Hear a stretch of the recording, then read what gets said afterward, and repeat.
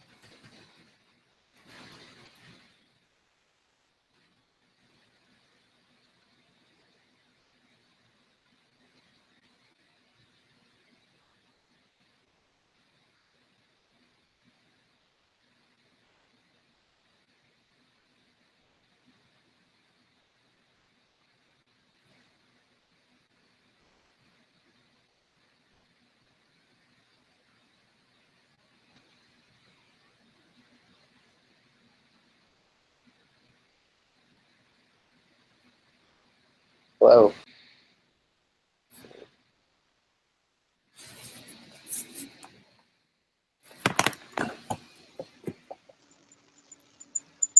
Well, we got one of them. Hey, Chris. Hey. See. All right. I guess I'm visible now, but I gotta turn the light on. Yeah.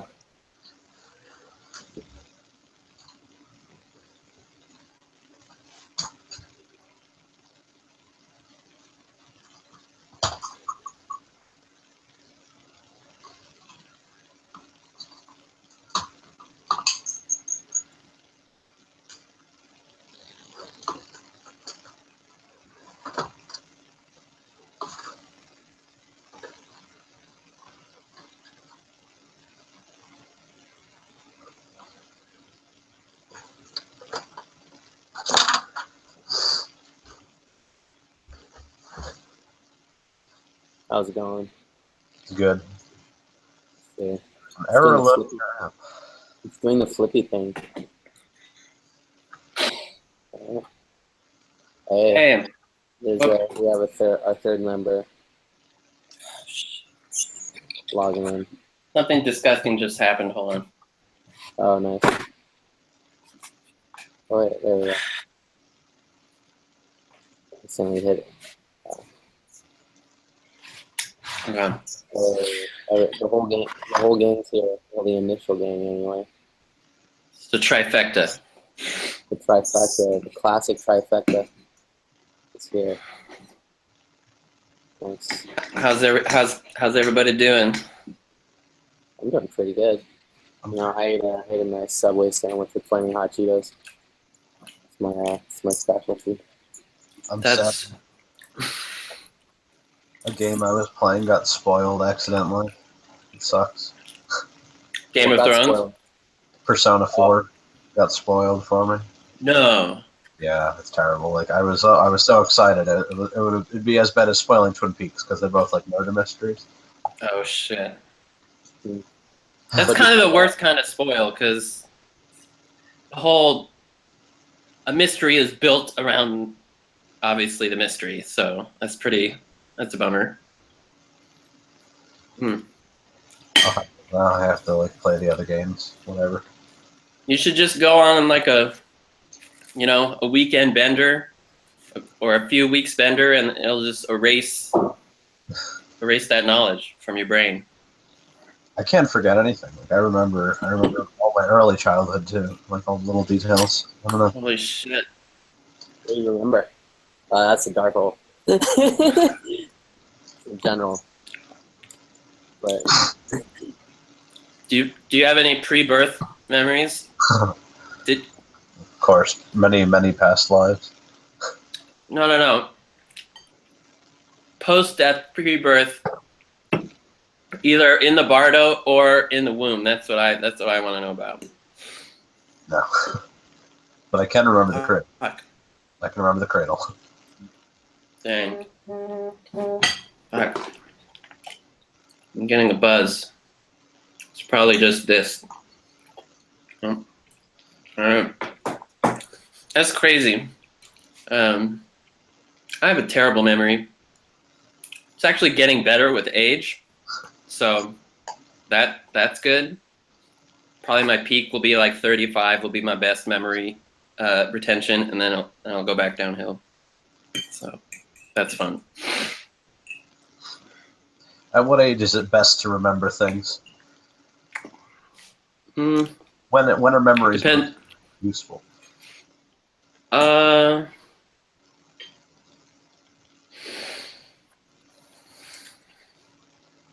don't know. Probably at some point in adulthood or early middle age, when you're trying to figure out stuff, like do your job better and better.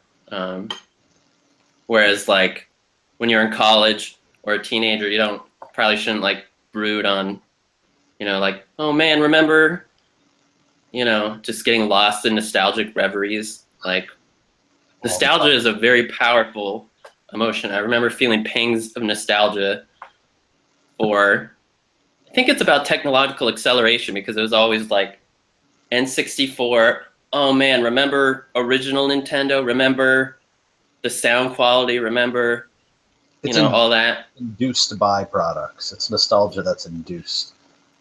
Absolutely, absolutely. Like how they came out with the original Mario on the color Game Boy, so you could literally buy back your childhood memories and revisit.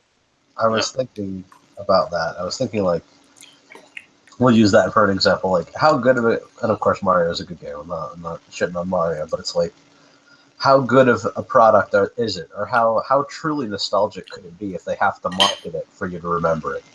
If you didn't remember it already, it was never nostalgic at all. Well, me, I thought about Mario all the time. So they already had me. That was like my original archetypal. Mario? That's not true because it's Mario's too. like an empty vessel, What are the characters? It's true.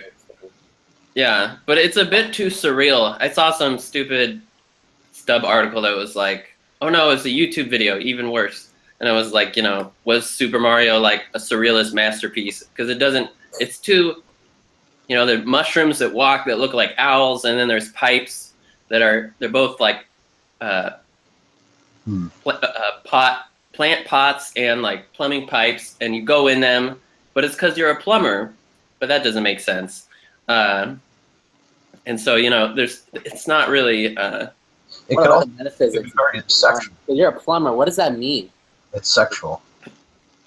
The pipe, of course, the mushroom, the Venus, and Mario, the plumber. Let me clear your pipes. That's the point. Well, they make a big deal of the underground stages when you go underground, and then that's when the music first changes, and it's dark, and you're in that sonic underworld. And then once you're down there, there's the secret coins, the gold that you can retrieve from the underworld, and that's like the first big bonus in the game. Very alchemical. I feel like it's could be a little alchemical there.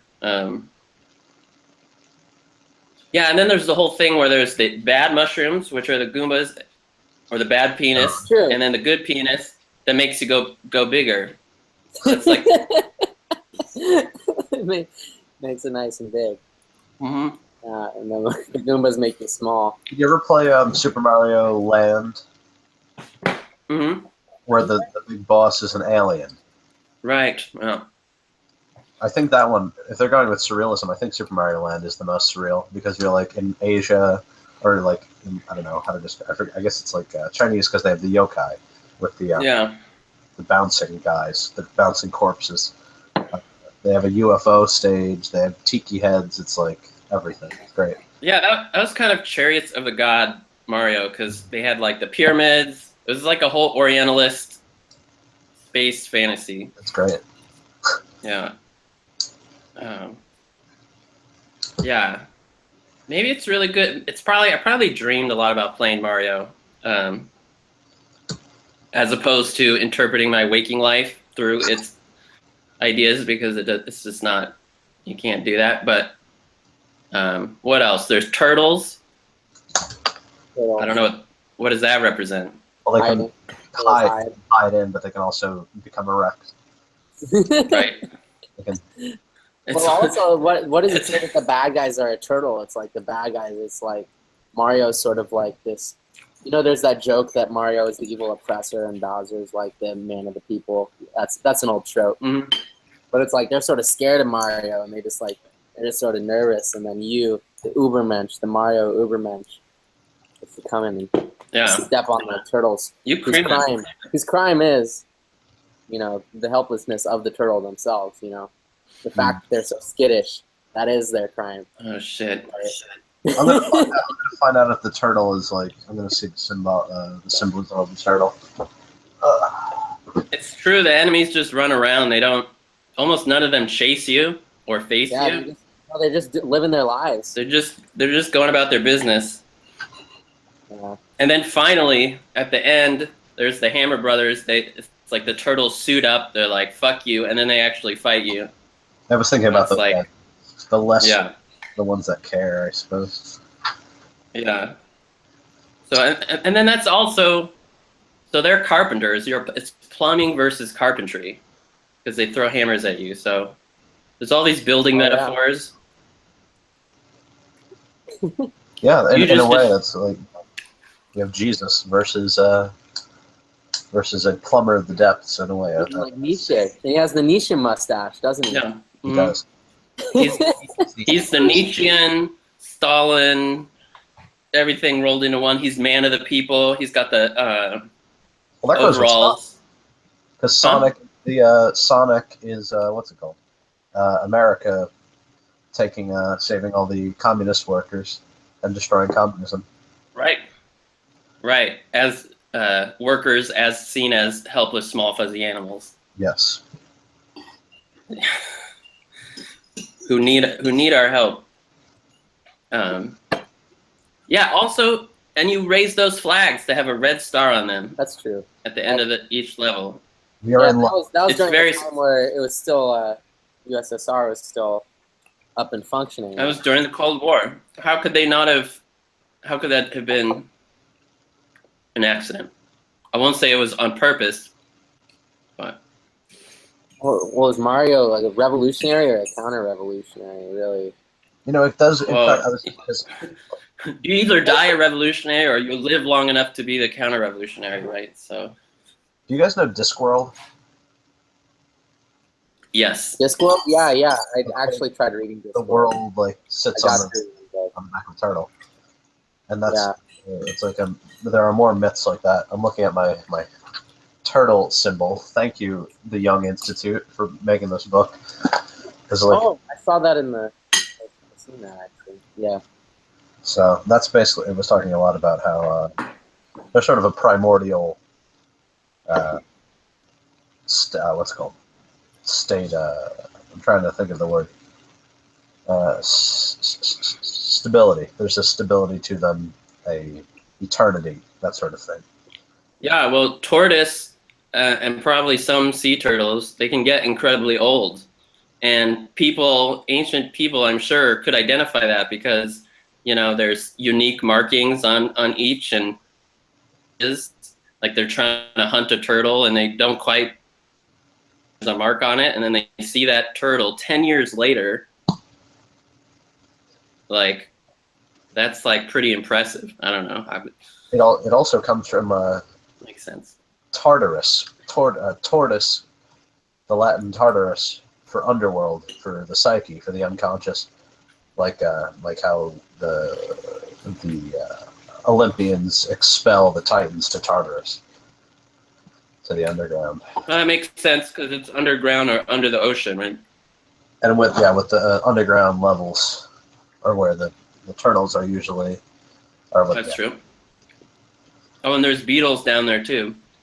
Beetles are basically just tougher turtles, because I like real beetles. You know, they're just armored. Yeah, a military.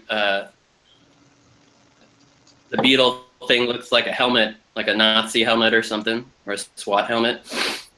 Those guys. So it's like a military thing. I'm stuck on why is Mario killing turtles? Out of all the things. Why is he killing turtles? You know, turtles and then little mushrooms, evil mushrooms. Oh, I don't know. Mushrooms, turtles, they're all lower down on like the evolutionary chain of being that people see themselves as at least near the top of. So he's oppressing like markedly more primitive creatures. Fungi obviously is really old. Reptiles are old. But they're not like attacking creatures, and they're birds. Oh, I would think that what really another important thing is that they're hypnotized in the plot. They're hypnotized and controlled by Bowser. Kind of like an alibi. Yeah. Supposedly these people are, Bowser's this great leader, but he's just hypnotized all these turtles into working for him. That sounds like theory kind of territory. Plus hypnotism, hypnotism isn't hypnotize people. And they're suddenly undermining people. Consider also most of it matters in the context of Daisy or Peach being kidnapped. Oh yeah. It's not. Oh, that's right. A lot of it's about the woman. That's a great point. So the woman is kidnapped. All the mushrooms. Sort of it's a classic chivalrous, like, fight the dragon to get the girl. But what matters is that all the enemies along the way are these simple creatures, not real villains. It's not like King Arthur. You're not like attacking evil people. You're attacking helpless people. Yeah. Right. It's almost. I mean, you could play the whole game without attacking almost any of the creatures if you wanted. You could jump around them, and it's basically unnecessary. Then it's like the trolley dilemma. It's like, do I play this game and do the difficult task by not killing people, or do I do it easily and just kill everybody? And it's more fun to kill them, because you can bounce around and you can push the shell and it slams into all the other. Well, they give you and there's all imperative to kill, right? Like, you get points for killing them.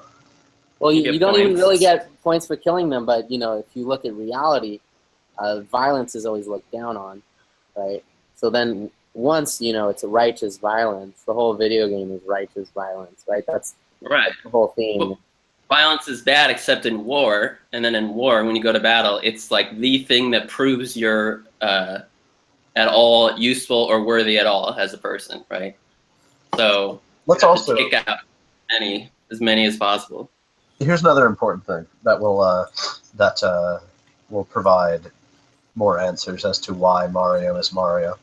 Let's look at Super Mario Land 2.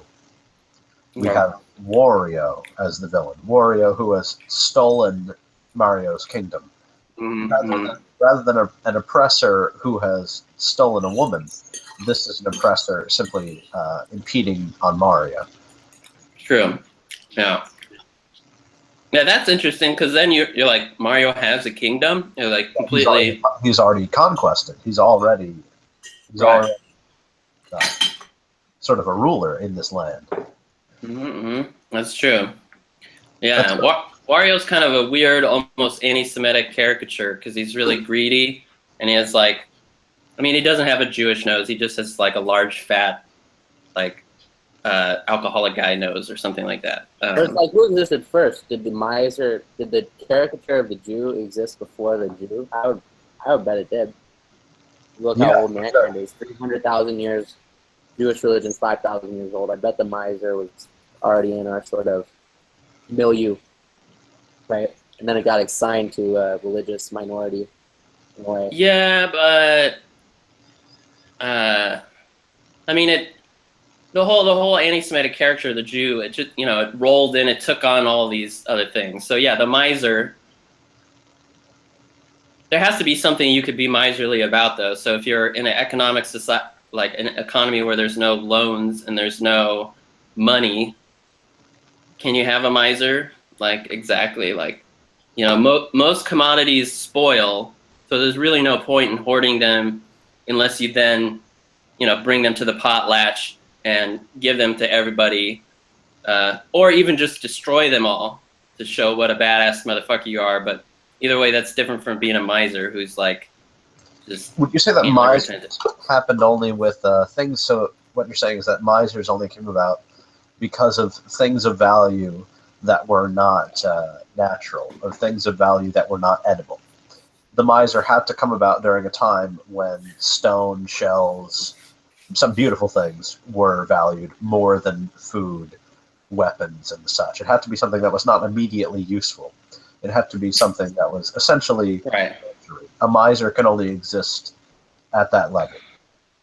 It can't. Yeah, the things can't be spoilable. So that might be part of the reason why Jews are considered to be like these world rulers. Because if we consider the Jew to be they're obsessed with gold, they're obsessed with making money.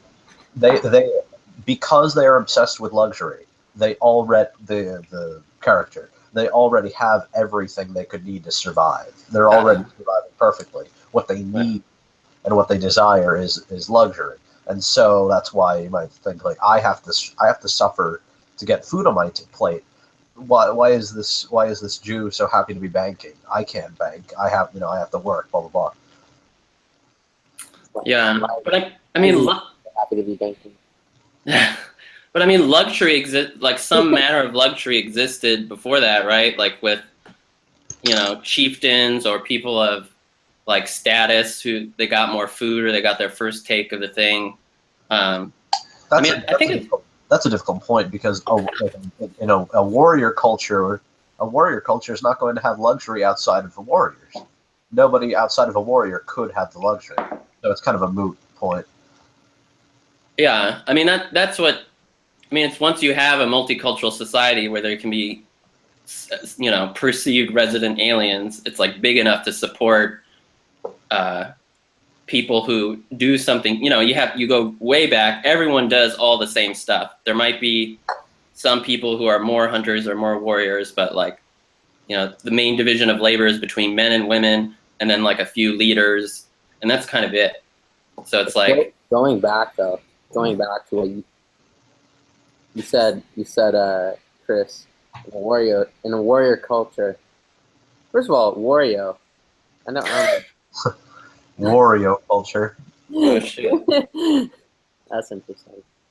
But sort of, isn't capitalism the modern non-violent version of a warrior culture?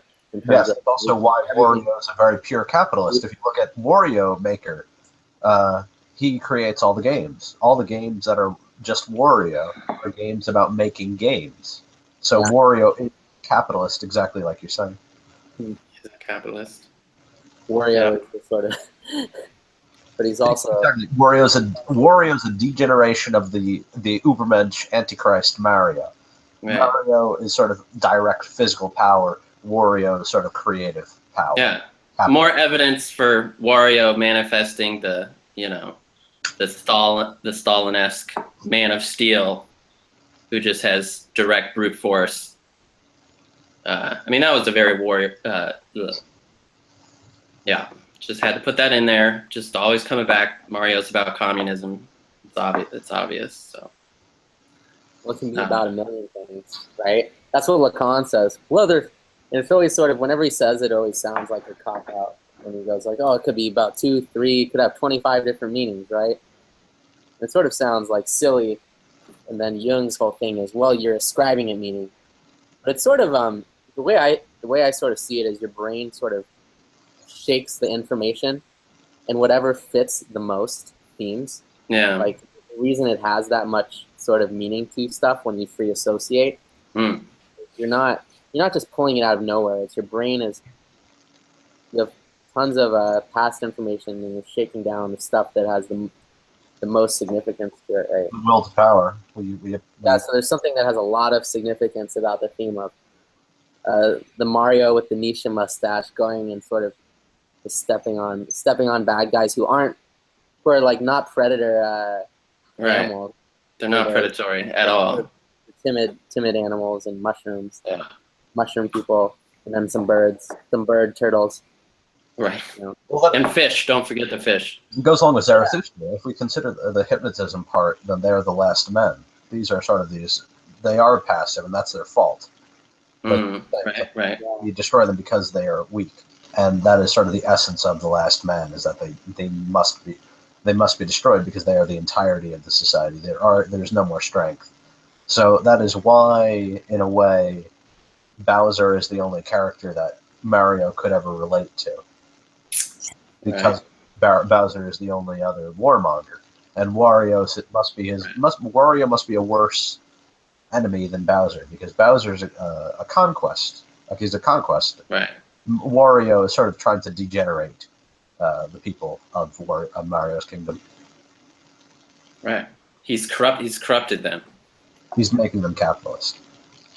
Right. Bowser is the sort of leader of men, and Mario is the other leader of men, and Mario is the capitalist. Right. That's why. And then Bowser's. That's why. What's the purpose? But the purpose is only libidinal. It's exactly. Purely libidinal. Get back. Like, who gets the religion? Right. Because Princess Peach is somebody to be worshipped. They're fighting over who gets the goddess, who gets the living god, the one that everybody will bow to, because they know that they're not going to be able to be really the face. Just like Ganondorf wants Zelda, because Zelda is the ruler of the kingdom. She's the face of the kingdom. everybody wants the princess because that is the key to controlling the people, is having the princess. So it's the man without the anima image attached to the man.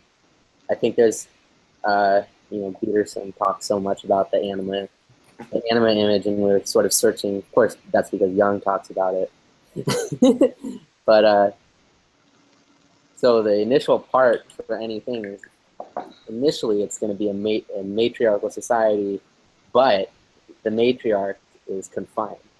The matriarch is stuck by the male aspect of it, who is not worthy on his own without this confinement of the feminine. Right? So Bowser confines Princess Peach. It is very much the Eleusinian. It's the building block. Princess Peach is that building block, and then Bowser and Mario, they fight over who gets to sort of build on the building block. But the woman, of course, is still confined, even though they are the phallus versus the man who has the phallus, the woman as the phallus, right? Right. The Eleusinian mystery, like you were saying. Hades takes Persephone and locks her up underground. But that's what cements, that's what gives us the seasons. That's what gives domination over the earth. The whole idea, the earth in the Greek myths, right? The earth was to be not dominated, right? Neptune, it was split into three between Zeus. The universe was split into three between Zeus, Hades, and Neptune. Or Poseidon. I switch that. Right. And then Earth was to be the rule of all three, which in effect means the rule of none, in a way. Right. So then the way they have to fight over this thing, they don't have the option of being like, hello, I'm the ruler of Earth, because they've divided up the universe. And they've had their own side kingdoms, but the main platform is always Earth, right? So Hades sort of making his claim to Earth, not by coming up to Earth, but by stealing the daughter of Demeter, right? Right. Yeah, it's by stealing the matriarchal daughter. Right. It's not being able to steal the matriarch, right? That is stealing the matriarch in a way. And sort of capturing Princess Peach. And it's a princess, it's not a queen. He doesn't capture the queen, even though where's the queen and king? That's true, that's a good point. There's definitely a theme of missing patriarch that Mario is, he's gonna step in and they're gonna maybe rise up together. It's like you have to combine the male and the female to create the real ruler, or something. There's definitely like some political Game of Thrones thing is at play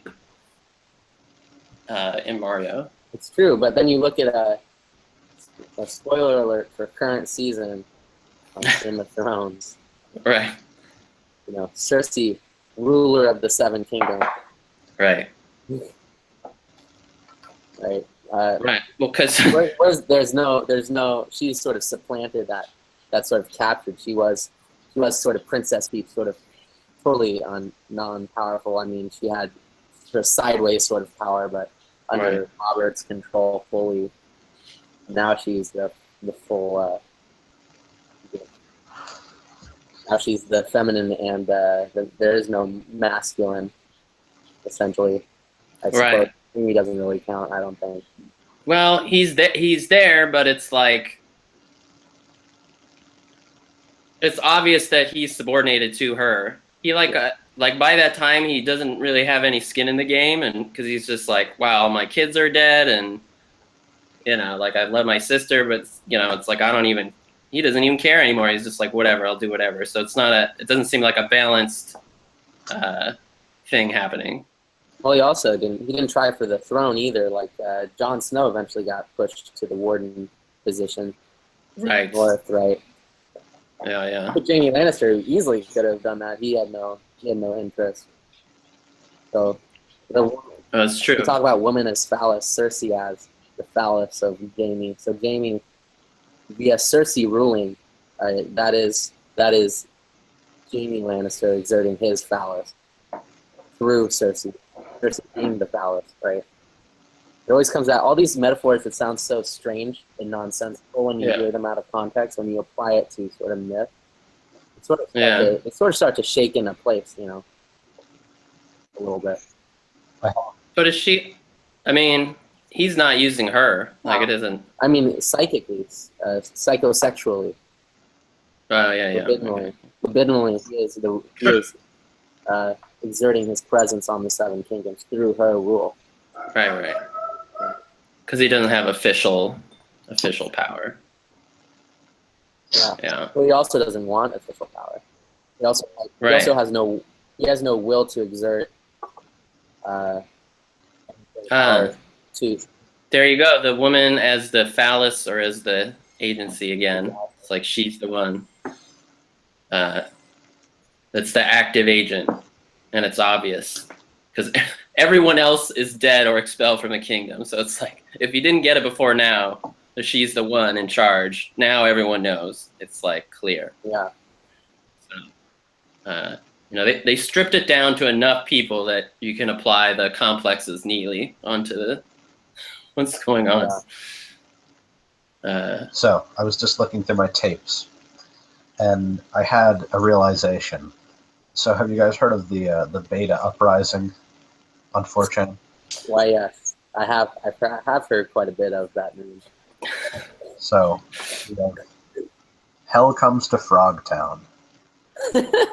So let me read to you, and you tell me if this is not exactly the future granted by the Beta uprising. You ready? All right. Let's hear it. Okay. Welcome to the future, a mutant-filled industrial nightmare, where the barren wasteland once known as Earth is ruled by slimy green, overgrown amphibians, and where humanity's last hope for survival lies in the hands of a beast and a beauty.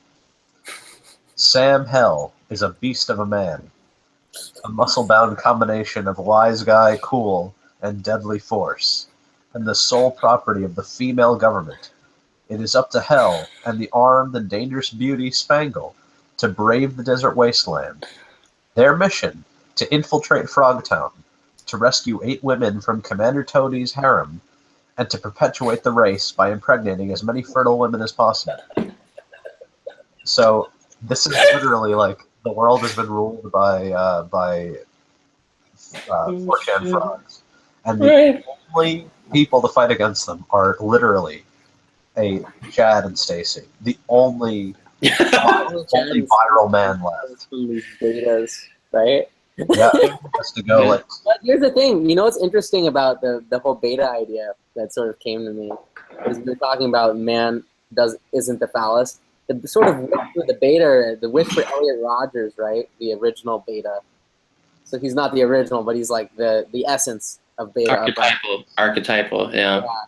He wanted women to come up to him as if they would be like stunned by his presence. He didn't want to say anything. He would walk in a room and be furious that he wasn't recognized as a beautiful man or whatever. Right. Which is he wants to be the phallus. So so the beta isn't sort of described by his wish to conquer women and fail, but rather his wish to become the woman, to become the power that he can't reach because he's masculine. Well, I think he's more of an masculine. Can't be the feminine phallus. I think that's more of the archetypal incel. Yeah. He's the archetypal incel rather than the archetypal beta, because as an incel, he has violence. It's a violent reaction. The beta is usually like more of a socially violent, chaotic. You know what I mean? Well, yeah. Hold on one second. John, you're here, and it's echoing through. Can you hear me? I can hear you. Hang on, I'm gonna fix this. You need a self-crit or ban. Oh. Give me a second. What's an incel? Involuntary celibate. Oh,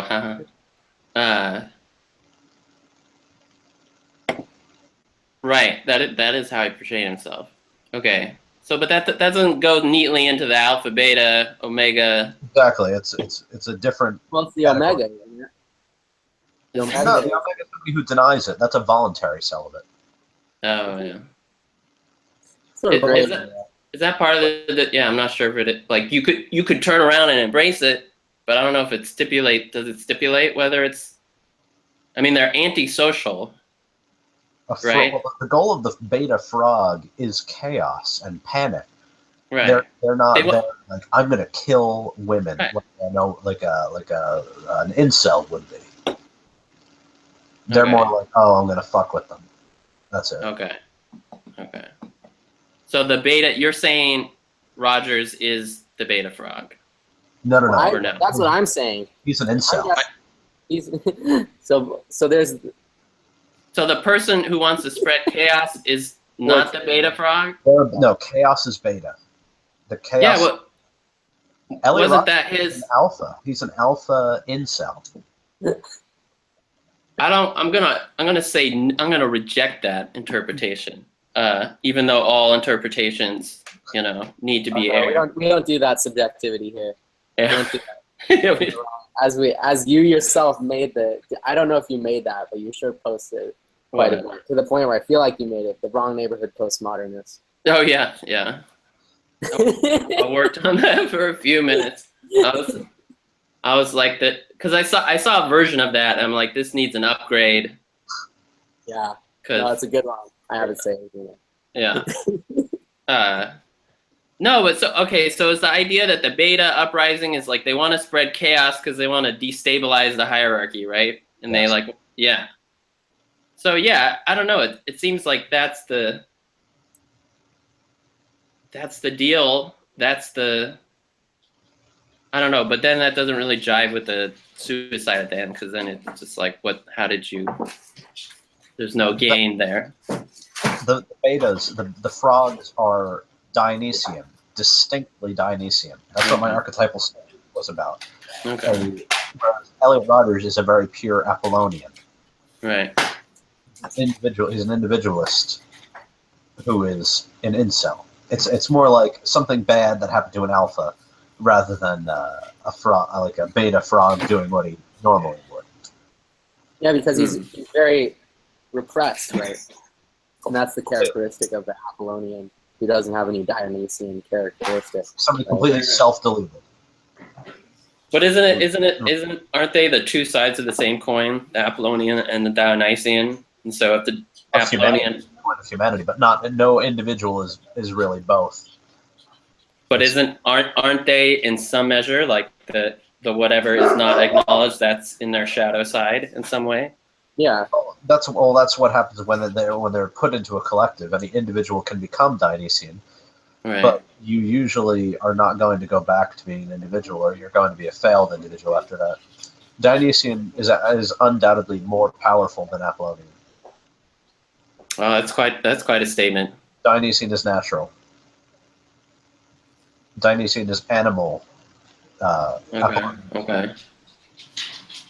I feel like there's some bias here, maybe coming through.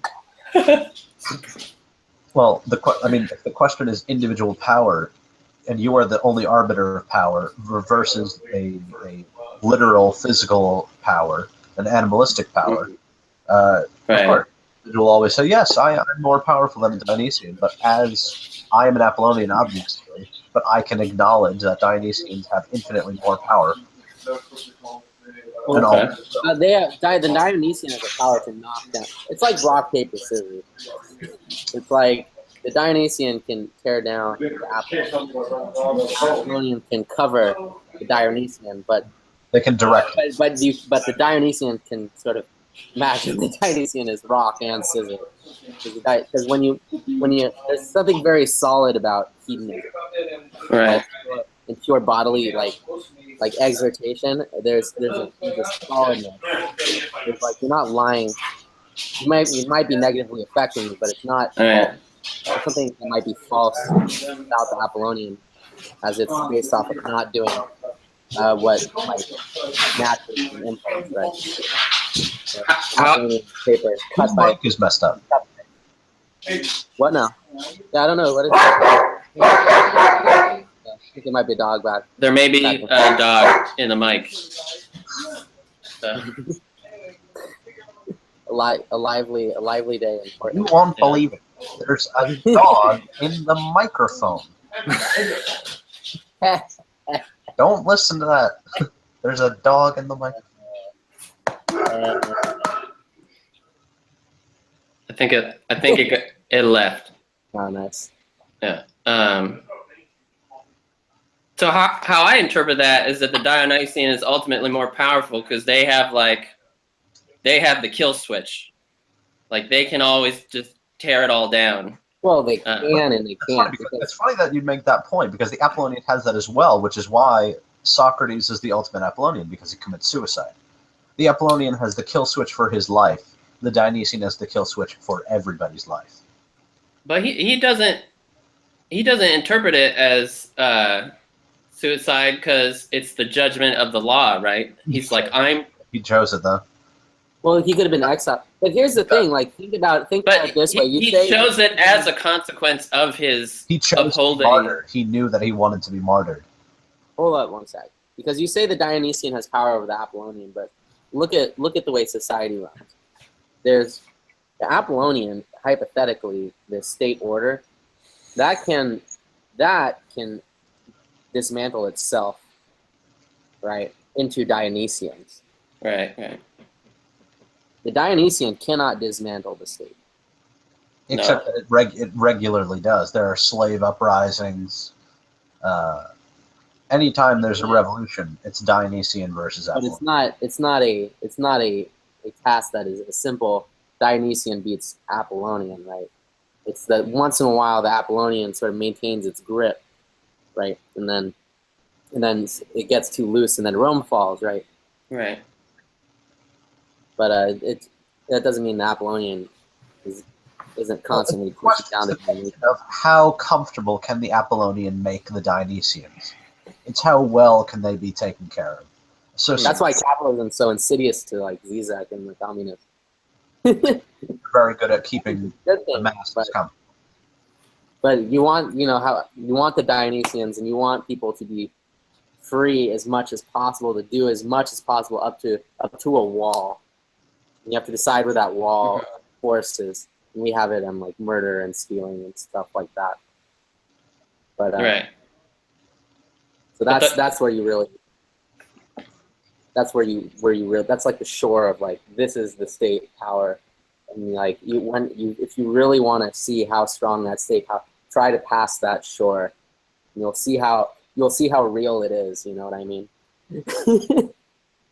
that is a wall that the Dionysian can do stuff that says don't do this, and you can do stuff, but eventually that wall is just gonna go flat. Sure. As an individual, definitely. There's no power there. I mean, it seems to me we're dancing around, the idea that capitalism is, even though it's not really existing as a unitary other, the process is of constantly manufacturing, right? Creating new desires, stating them. And that's like the ultimate.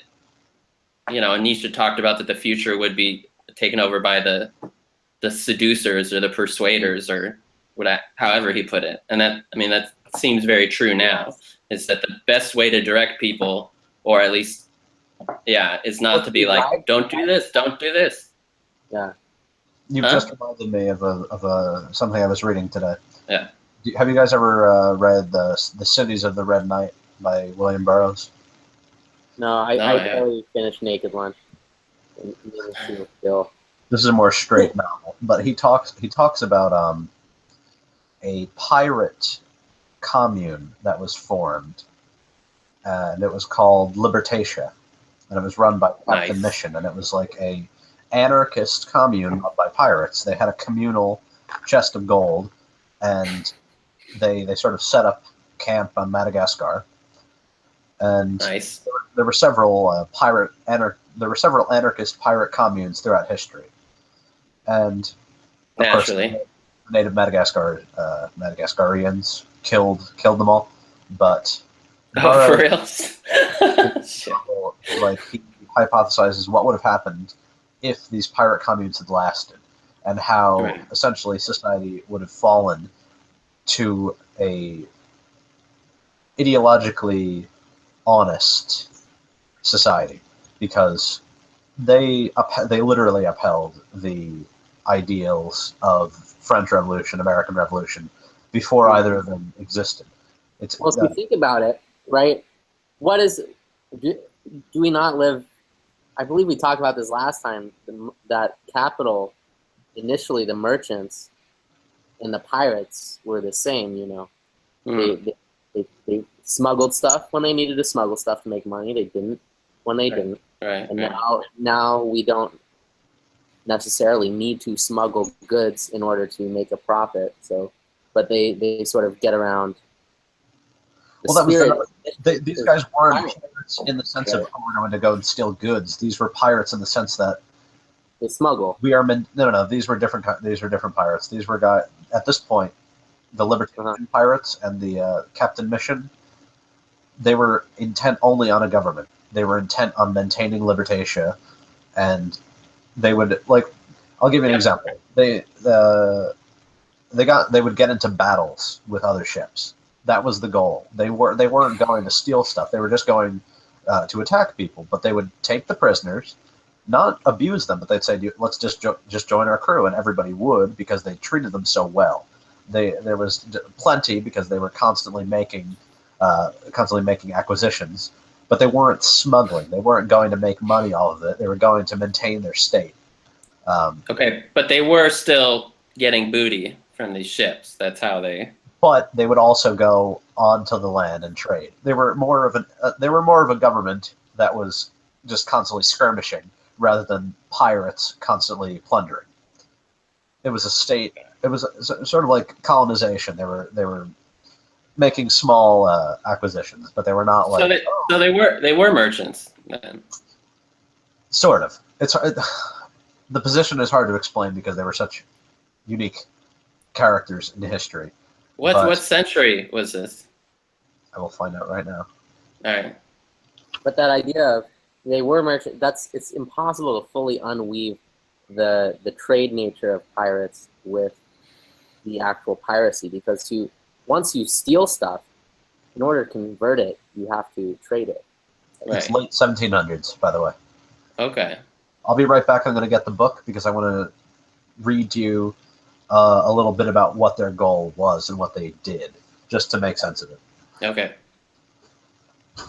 Yeah, my general idea is, what if the pirate communes did win? Right? What if they won? Not like he said, what if they won? Would we have a different society? But what if this is the society? But we are the sort of, the companies have. I'm not going to go on. Oh, the corporations are evil, like Dr. Zap or whatever the fuck's at it again, right? But we need our shit. We're in the shit. We're in the start. Yeah. We should just make it a Dr. Zap theme podcast. Just all be Twin Peaks. Yeah, no, I think that's a good question. Like, did we? Is that who won? I think there's a fair amount of evidence that, yeah. I mean, the people who became, the biggest empire in the world was the British Empire, and that was all built on naval power and doing things like, sailing up the Yangtze and burning down people's houses and forcing the Chinese to buy or to accept opium, and getting Chinese people hooked on opium and making the Chinese sign a treaty that they couldn't stop them. That's what this book's about too. Funny you mention it. That's like next level kind of piracy, That's the government. That's, getting together with the East Indian Company or creating a corporate, the manufacture of, like you said, of drive, and then the recapturing. And that stupid meme book, Blog Theory, actually talks about it. Sorry. But So I hate. First of all, fuck them all. Fuck all those pieces of shit. Second of all, the thing about the actual book though is they talk about not just the they don't really talk about the manufacturing of drive, but they say so corporations then capture the drive, right? So they, in this sort of scenario, the drive for opium is created, or it already existed to some extent, because you don't just have a billion. They didn't have a billion. You don't just have a big land mass of people not on drugs, nobody on drugs. So let me give you the rundown of what this is saying.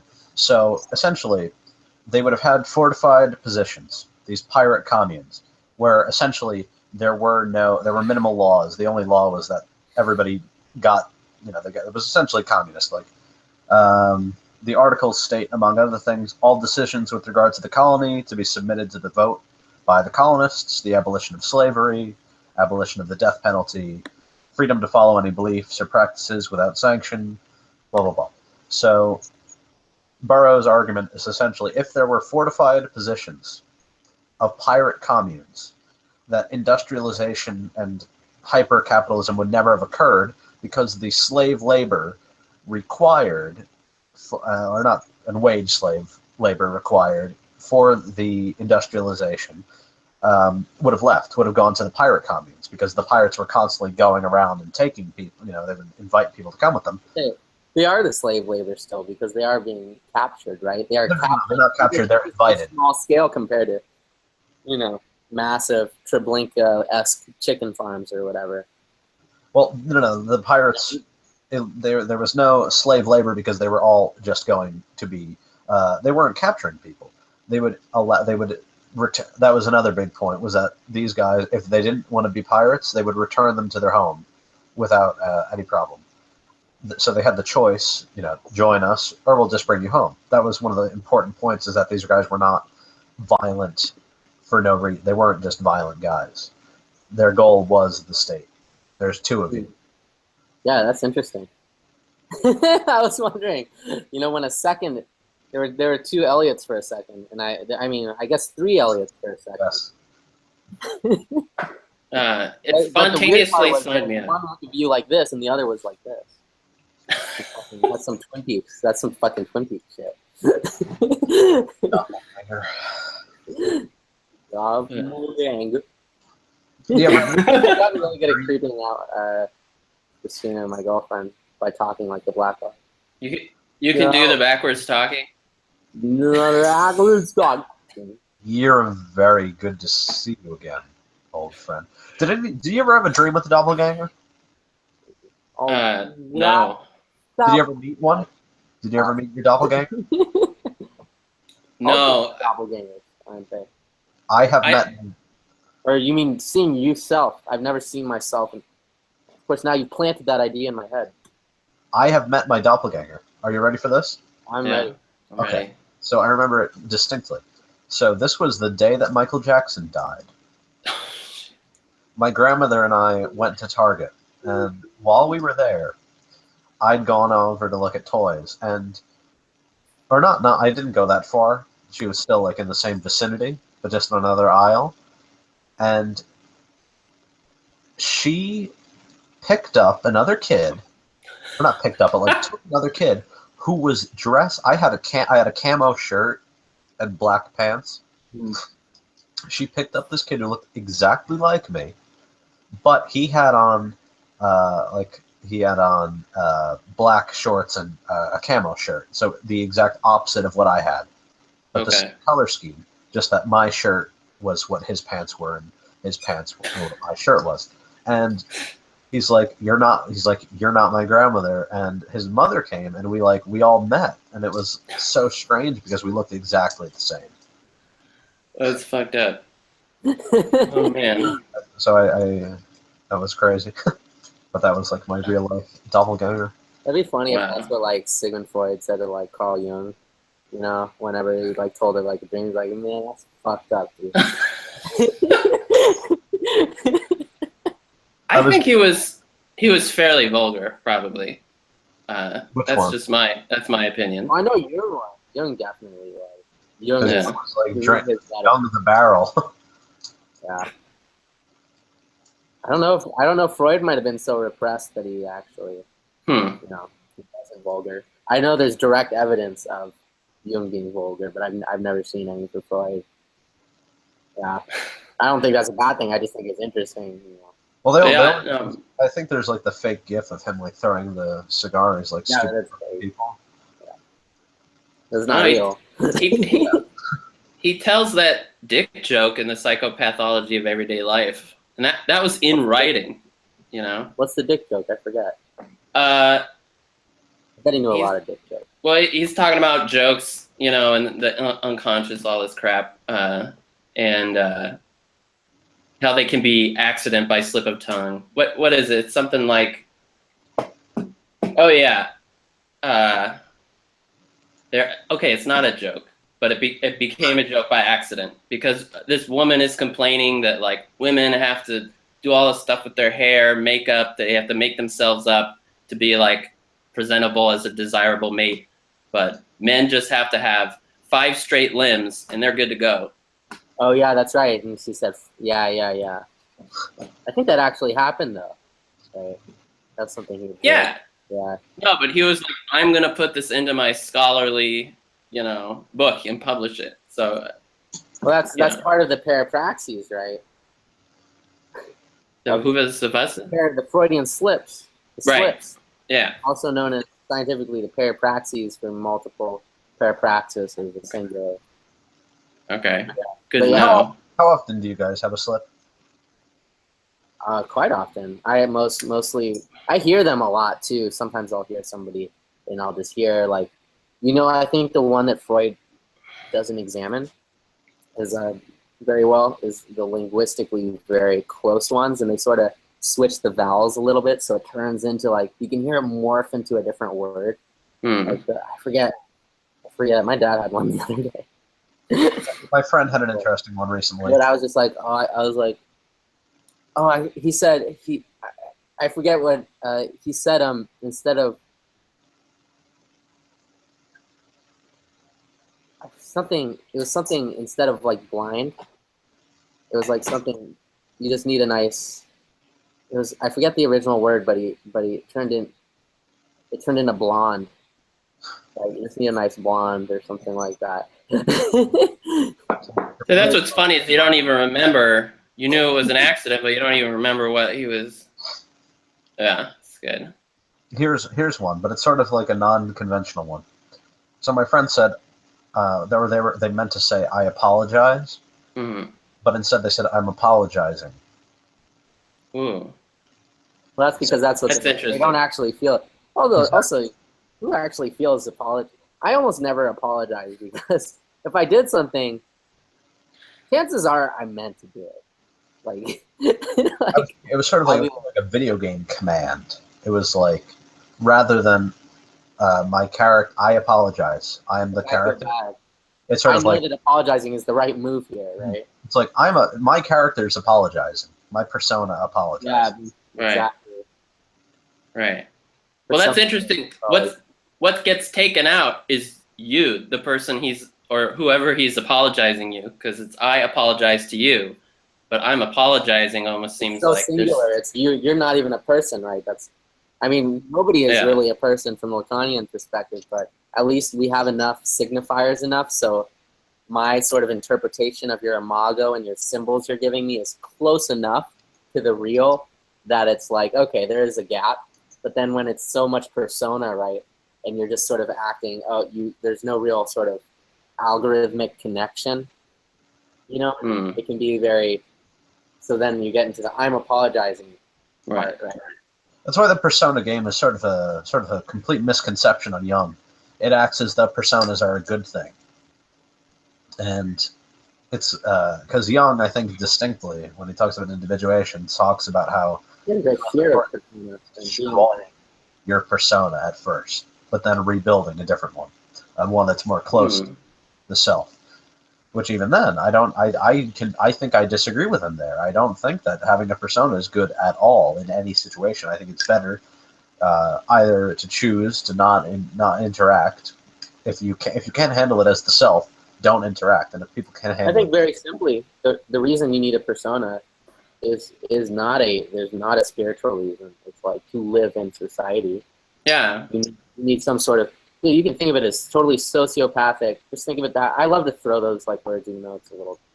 Sociopathically, you need a persona, because you need, if you're, say I'm interviewing for a job, and I start talking about like Nick Land, acceleration. Like, well, what do you think about therapy? It's like, well, this is one really, like, there's a guy, he's like half insane. He's really racist. But he used to not be racist. Now known as Sigmund Freud. That's a good one. Yeah. It's true though. Fucking read Totem and Taboo. That is not a modern text. Yeah, but so you need a persona. You need a persona because there's the personal unconscious, as Jung says, and then there's the collective unconscious, and we need to sort of have an initial starting point. We have the society rules, and that's sort of the game we're playing. We're playing this. We all have an idea of what this second level game is that doesn't really correspond to the things that are necessarily super important to us, right? Yeah, I mean, ideally, you could just have you could deflect, or rather not engage in interactions which you couldn't authentically express yourself in an ideal world. But if you can't choose, if you're put into situations where you can't choose to do that, you have to. Well, the goal of Jung, the goal of individuation is basically just to be woke, to get rid of the persona, and to be the pure self. Well, I mean, it sounds like, if that's true, but he's still like, personas are still good. What he's saying is, once you get an understanding of your larger, truer self, then you can avoid confusing a persona with yourself. Because it is just, it's like a split off. Well, like you were saying, if you're forced, then it's okay. But we should try to get ourselves out of the position where a persona is necessary. I mean, that could be your drive, but like, I don't know. I don't know, man. Well, you could just never talk to anyone again. Yeah. Hold on 1 second, because we're in the middle of a conversation. We got another Google Hangout person. I'm sorry. I'm here on behalf of all the Stashes undergrads. So, oh, hello. All the plebes that are out there. Okay, welcome. What are the education? What is everybody at? Elliot, you're a practicing therapist. Yeah. Elliot with 2 L's. Do you want to maintain the anonymity, Chris? Sure, I'm going to. On that front. You don't have to. I'm like forcing you in a persona. No, see, I have now. Yeah, exactly. I'm in a position where I can't have a persona. Yeah, no, you don't have to have a persona. You're not an undergrad though. I'm non-undergrad. No, I don't. Yeah. Yeah, that's all we'll say. Yeah, there you go. But yeah, so what are you studying in? Are you a psych person, or are you a humanities person? Biology and also psych. So nice. You know, I've got that Psych 101 knowledge and a few others, but so yeah, biology and psych. What do you think about Wilhelm Reich? Wilhelm. Oh, I joined Wilhelm Reich's dank orgone stash. Oh, that's this guy. That's mine. That's this man's. Oh, that is yours. Okay, yes, indeed. He is just. I'm actually gotta be careful. I have a book right over here. It's Schrodinger's Cat by Robert Anton Wilson, and he just. Yeah. I'll be right back. I was just listening to Robert Anton Wilson today. He's like, wow. He made a good point, and I think it's the point that some people make about Stirner too. Which his point on Crowley was that he's such a funny guy, he must have some truth, and which is the same for Stirner. He's so good at writing. He's such a funny writer that you have to, he's not like he's what's it called, because you have Democritus or Heraclitus. Are you going to trust the laughing philosopher or the weeping philosopher? So of course, I'm trying to like prove that wrong. I'm like going through my head. I'm Excuse me for a moment. I find really funny. Is not based on truth. Oh yeah, cool. Because Sterner laughs at how horrible everything is. Yeah. Nietzsche weeps. Nietzsche weeps, which is why he goes mad. Nietzsche's so sad about it. He says, what do you mean? The philosopher needs to be sort of a clown in order to get his ideas. The ape of Zarathustra. Mushroom. So where are you from, Sergio? I'm from Houston, but I probably spend more time in College Station. So I'm over at A&M, home of the Howdy. Gotcha. Oh, I'm the false cowboy, and you're actually. That's funny. You have I'm the LA cowboy. One of the. Imagine that. Imagine being somebody that your persona presents. Beg your pardon? Imagine, like, because I was saying, you're the real cowboy. Imagine, because Elliot has the cowboy. What if we met the person that has the self that is our persona? Essentially, we meet the doppelganger that is the unconscious content of the expression. I feel like I meet the persona version of my authentic just because the size of the way that memes sort of work and stuff like that is you get exposed to the algorithm of analytic thought, or you go into a different group. You go into a left-wing group. You get exposed to the socialist algorithms, or you go into, I don't know, the original meme stash or the Bernie Sanders one. And there's a certain algorithmic thought, but you may go in there one day. You have nothing. You have no concept. I think it happened to a lot of people with Freud. You have no concept of the Freudian teachings, or you go into a I remember I didn't know who Kropotkin was. Conquest of Bread or whatever, and I was like, who the fuck is this guy with this meme stash or whatever? And he has anarcho-communism meme stash with this guy I've never heard of, Bread Book, and it says Bread Book, and I was like, that's weird. And then you go in there for like a day, and you get exposed to the algorithm and the thought, and it becomes you can speak it. You can speak with people in it, and there's always the felt falsehood, but I think the difference is who are the people that don't have that knowledge that they are sort of a little bit sort of I'm learning about it. I think there are people that are persona that would be exposed to say like the Kropotkin group, and they'd be like, okay, I've never heard of this guy, and they go in the group, and then like in 2 days they're like, I am the expert of this. They have no conception that they forget that they just popped into this sort of way of thought. I think that happens a lot in philosophy, but people are trying to figure stuff out, and there's so much theory. But yeah. What do you think about the people who come onto the page, any meme page, and they say, "Oh, hi, I'm new here." So, because you're saying the persona immediately starts to consume and immediately. I was thinking about that the other day. It's a weird way to reach out. I would never think. Thanks for the invite. Try to reach. No, thanks for the. They must have no persona. Jung talks about those types. Like they just go about as though everything is everything is wishy-washy and everything's nice, like a fairy tale, which is exactly what those people must be like. Like the people on the bad Jung page, not the archetype stash, but the Jung page. It's like those people must actually think that people care about them or that they're a real person. That's the only reason why people say, "Oh, thanks for the invite. Hi, I'm new here," because they actually think that there are people behind. I care, but what does he care but for his own, as Sterner would say. I mean, I see that, and I'm like, oh, a new person, hello. Even though I don't relate to what would make them say such a thing. Right. Oh, what is the purpose of asking it? Like, what is in their self-interest to ask it? To make them feel good, I guess. Well, when I see people do that, what I wonder is, is this the first time this person is on the internet? Or the first time they've joined, like, a group of people, like a Facebook group that's, like, an actual group that people made, not a corporation, but that's more than, 100 people.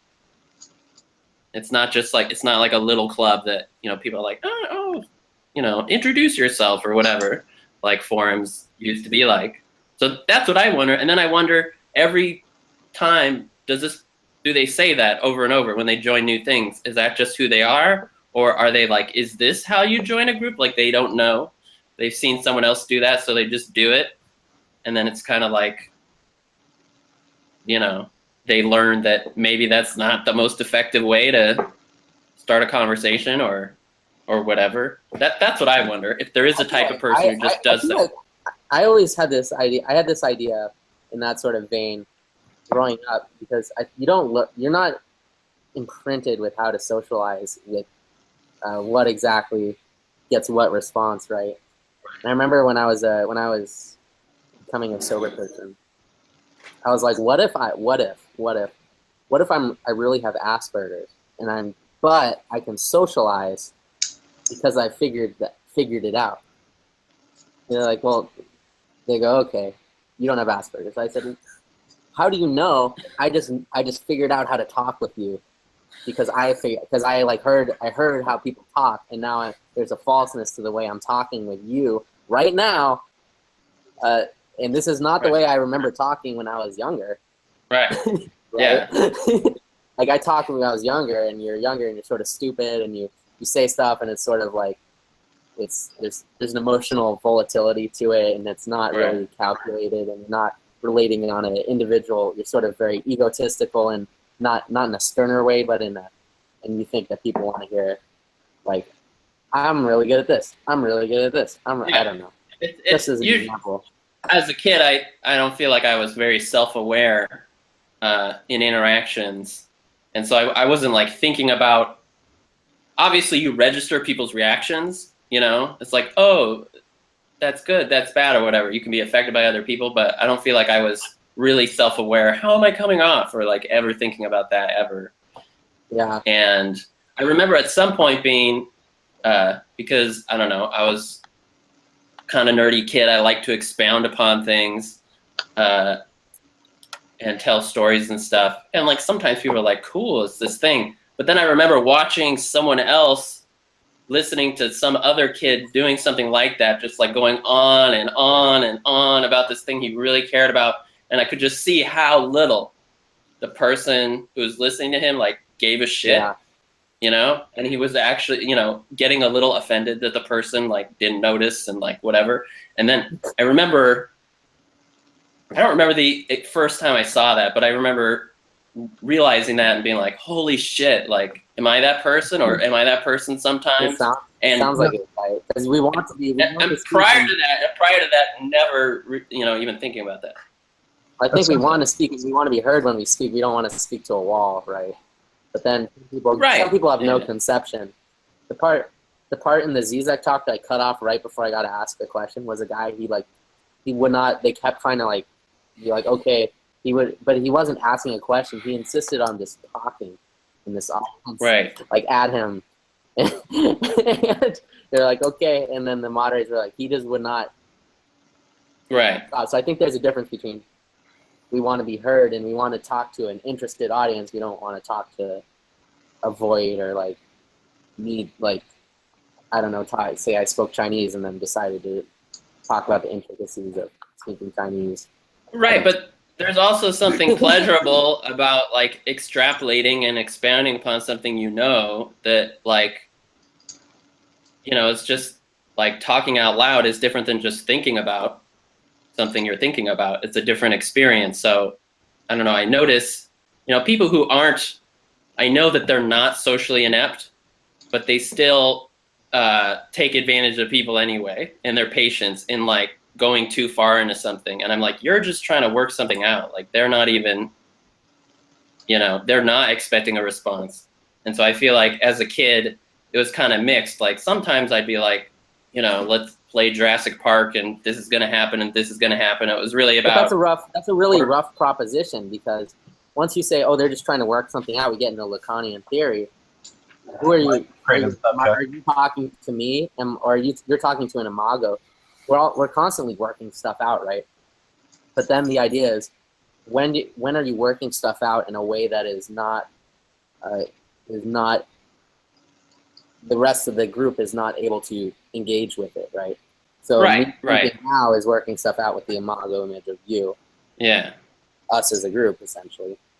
Well, by taking advantage of a person and continuously talking to them when they're not interested you are creating them because they are empty. You don't allow a response, and thus you create them in that Lacanian sense. You create this person, like you were saying. What's it called? But what Elliot with two L's was saying about how people that are disinterested, it seemed to me to be very Oedipal, in that there are people who will ignore you. You have sort of, you desire the mother, somebody who's going to listen to your just indulge you, kind of. Exactly. Versus somebody who's like, what do I care? And you're insulted because you've been rejected by the father. Well, you know what's interesting? The way we make up for that is we can look at, since if we want to go back to the sort of 4chan-esque meta discourse. It's not 4chan specifically. We were talking a little earlier, but what is it? I've heard that the phrase "treat 'em mean, keep 'em keen" is like one of those vulgar phrases, right? What was it? Treat 'em mean, keep 'em keen. Wait, freedom. Behind that is there's the urge when somebody's sort of this. I don't know if you've ever like talked to somebody and it's just a wall. Yeah. They're not trying to like engage with you. Right. They're sort of like, like to the side, and then like not really like, you can sort of tell they're like, I think this person is sort of not, I don't really care, I'm gonna stand. But then you want to win them over. There's this urge to like sort of get back or to create the, instead of finding somebody who is interested in talking. Right. There's some pull towards the wall. Right. People that are the wall. The persona. It's like, it's the uniform of the army that you choose to conquest people with. You, like you were saying, instead of finding somebody that's actually interested in you, instead you change your method of discourse and your method of going about to convince people. Like, look at me, look at me. I'm an interesting person. I'm a good person to deal with. When in fact, you betray yourself by creating the persona. Yeah, but it's only if you, because, like what is it? The bipolar personality is like literally changing what they identify with, what they believe. You mean schizoid or?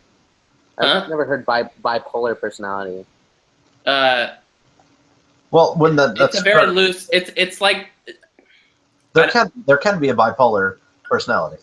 I didn't mean that in a strict way. Just like everyone has a dash of bipolar and a dash of narcissism. There's like a spectrum where I know this is not like legit theory, but there's the mood fluctuations, and then bipolar is once it gets to a certain point, then it gets classified as this. Well, not.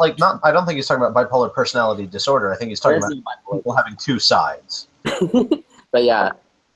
I'm not talking about the duality necessarily, but yeah, people have two sides, but we extrapolate. There's the idea that there's a healthy amount of narcissism, right? Whereas like to have an ego ideal that you want people to reinforce sometimes in certain situations is fine. But if just enforcing that image, that's like all you're about, and if people threaten it, you freak out. That's not good. Right. I knew I knew a girl in college like that, and I really hope she's not watching, because she's part of the group. And she's probably not watching. Shout out. Yeah.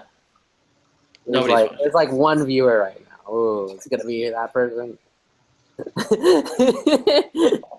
No, but I remember I was in her dorm room, and I said to her, I looked at her, I said, like, I forget what it was, but I like looked up her down. She's very pretty. And I looked at her, I said, is this hard to keep up or what? And she got so fucking, she was not mad. She was so fucking mad. She like was so livid. She couldn't even like contain it. And then it took her roommate. She's like, I don't think he meant it as an insult. But even after that, she was like not having it. Not a fan of me for quite a while. Given I was like also a degenerate drug addict. And sure. All over the place at the time. But even past that, after there was something, the persona was, I think that had to be, I think she was a freshman or sophomore at the time. So you're like sort of trying to craft your persona. That's a very persona heavy time, I would say, because suddenly you're classified, oh, I'm adult. Oh shit, what does that mean? I guess that means I better change, and then you're in college. And then you're like, oh shit, I guess who am I now? Now I'm this person, and I can cast off everything bad I was in high school, and now I'm in college, and I am and then but that's a very heavy persona. Once you're in college, that's when, if you don't know it yet, that's when you're supposed to realize that actually learning how to do things is important, not just seeming, interesting, seeming competent, seeming, it's like you. But that's part of it as well. Part of it is to get the things you want, you need to seem that way as well. So it's that dance. Oh, sure. But I'm just saying, like there's that whole element for sure, like networking and that kind of thing. But supposedly something you learn in, the lecture, it's actually going to be useful for you to actually do something and not just, have the paper and create the appearance of competence. Like you actually want to be. Damn postmodernists don't tell us how to do anything. What we need to go back to Carl Jung and Nietzsche to teach the college students how to sort themselves out. Are you return to coral? Well, on that note, that's a good time. I'm gonna pee and then I'm gonna get another diet soda. I'll be back in like a minute. All right. Probably. While we have nothing, I'm shuffling tarot cards. Were you reading a transcript? What was that? No, that was me being Jordan Peterson. Okay, that's what I thought. That was well done. It was well done. Thank you. Yeah. No, I'm just been. Fuck, where was I reading it? Maybe it was on the Last Psychiatrist website or something. But yeah, it's just like how people have, by analogy, been like, everyone has a certain amount of narcissism. It just doesn't have to be constitutive of your core personality. And so the idea was everyone has a little bit of like bipolar, in the sense that bipolar is like the complement to the narcissist, because they'll like make themselves into what the other needs in order to like basically they'll change who they are and what they identify with. Oh man. In order to keep the narcissist in their life. Well, I know what you mean. Yeah, I've seen people like change like dramatically, like one person to another. I remember, it's something I remember. It was a few years ago. I was talking to a friend of mine, and this guy was really big into classic rock, 80s stuff, all that jazz. And he was gushing about how great Europe, Final Countdown, talking about how great it was and all that. He's saying that, turns around to the guy right behind him, and he starts talking about, like, hey, do you know the song so-and-so from, I don't know Europe's discography or whatever. And he starts going, and the guy goes, what the heck, man, that band sucks. And he just kind of lowers his head a bit, goes like, yeah, it does, Yeah, who likes that kind of stuff, right? One-hit wonders? The weakness of will. The weakness. That's the problem with the persona. It's that willingness to please. And like you were saying, it's like the narcissist is bipolar because they're doing whatever it takes to please their other side. No, but they're complement here. So the idea was that they're complementary to one another. The narcissist is, but they're trying to reinforce a particular self-image that they've been crafting over time, where supposedly the bipolar person... Oh, no, the borderline. It's narcissist and borderline. Oh, fuck me. You're right. But it's BPD, right. So it's very confusing because bipolar disorder is the same abbreviation. Fuck me. But you don't... It's all right. It's all right. It's all right. We're gonna fix this in post. Okay. There's no post. I feel like I'm on a paper somewhere. Oh man. Who wants a card first? Oh, I got your Crowley deck, by the way. Awesome. Now I have Chris's Crowley tarot deck. I had a dream about Toph, and I didn't know where Toph came from.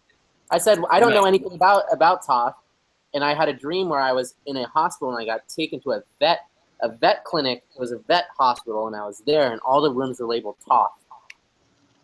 And I said I don't know anything about Toph. That's fantastic. And I was very confused by it. And Bit so odd. I didn't want to look up who Toph was because I thought I wanted to think about it without putting new information about him in my head. Mm-hmm.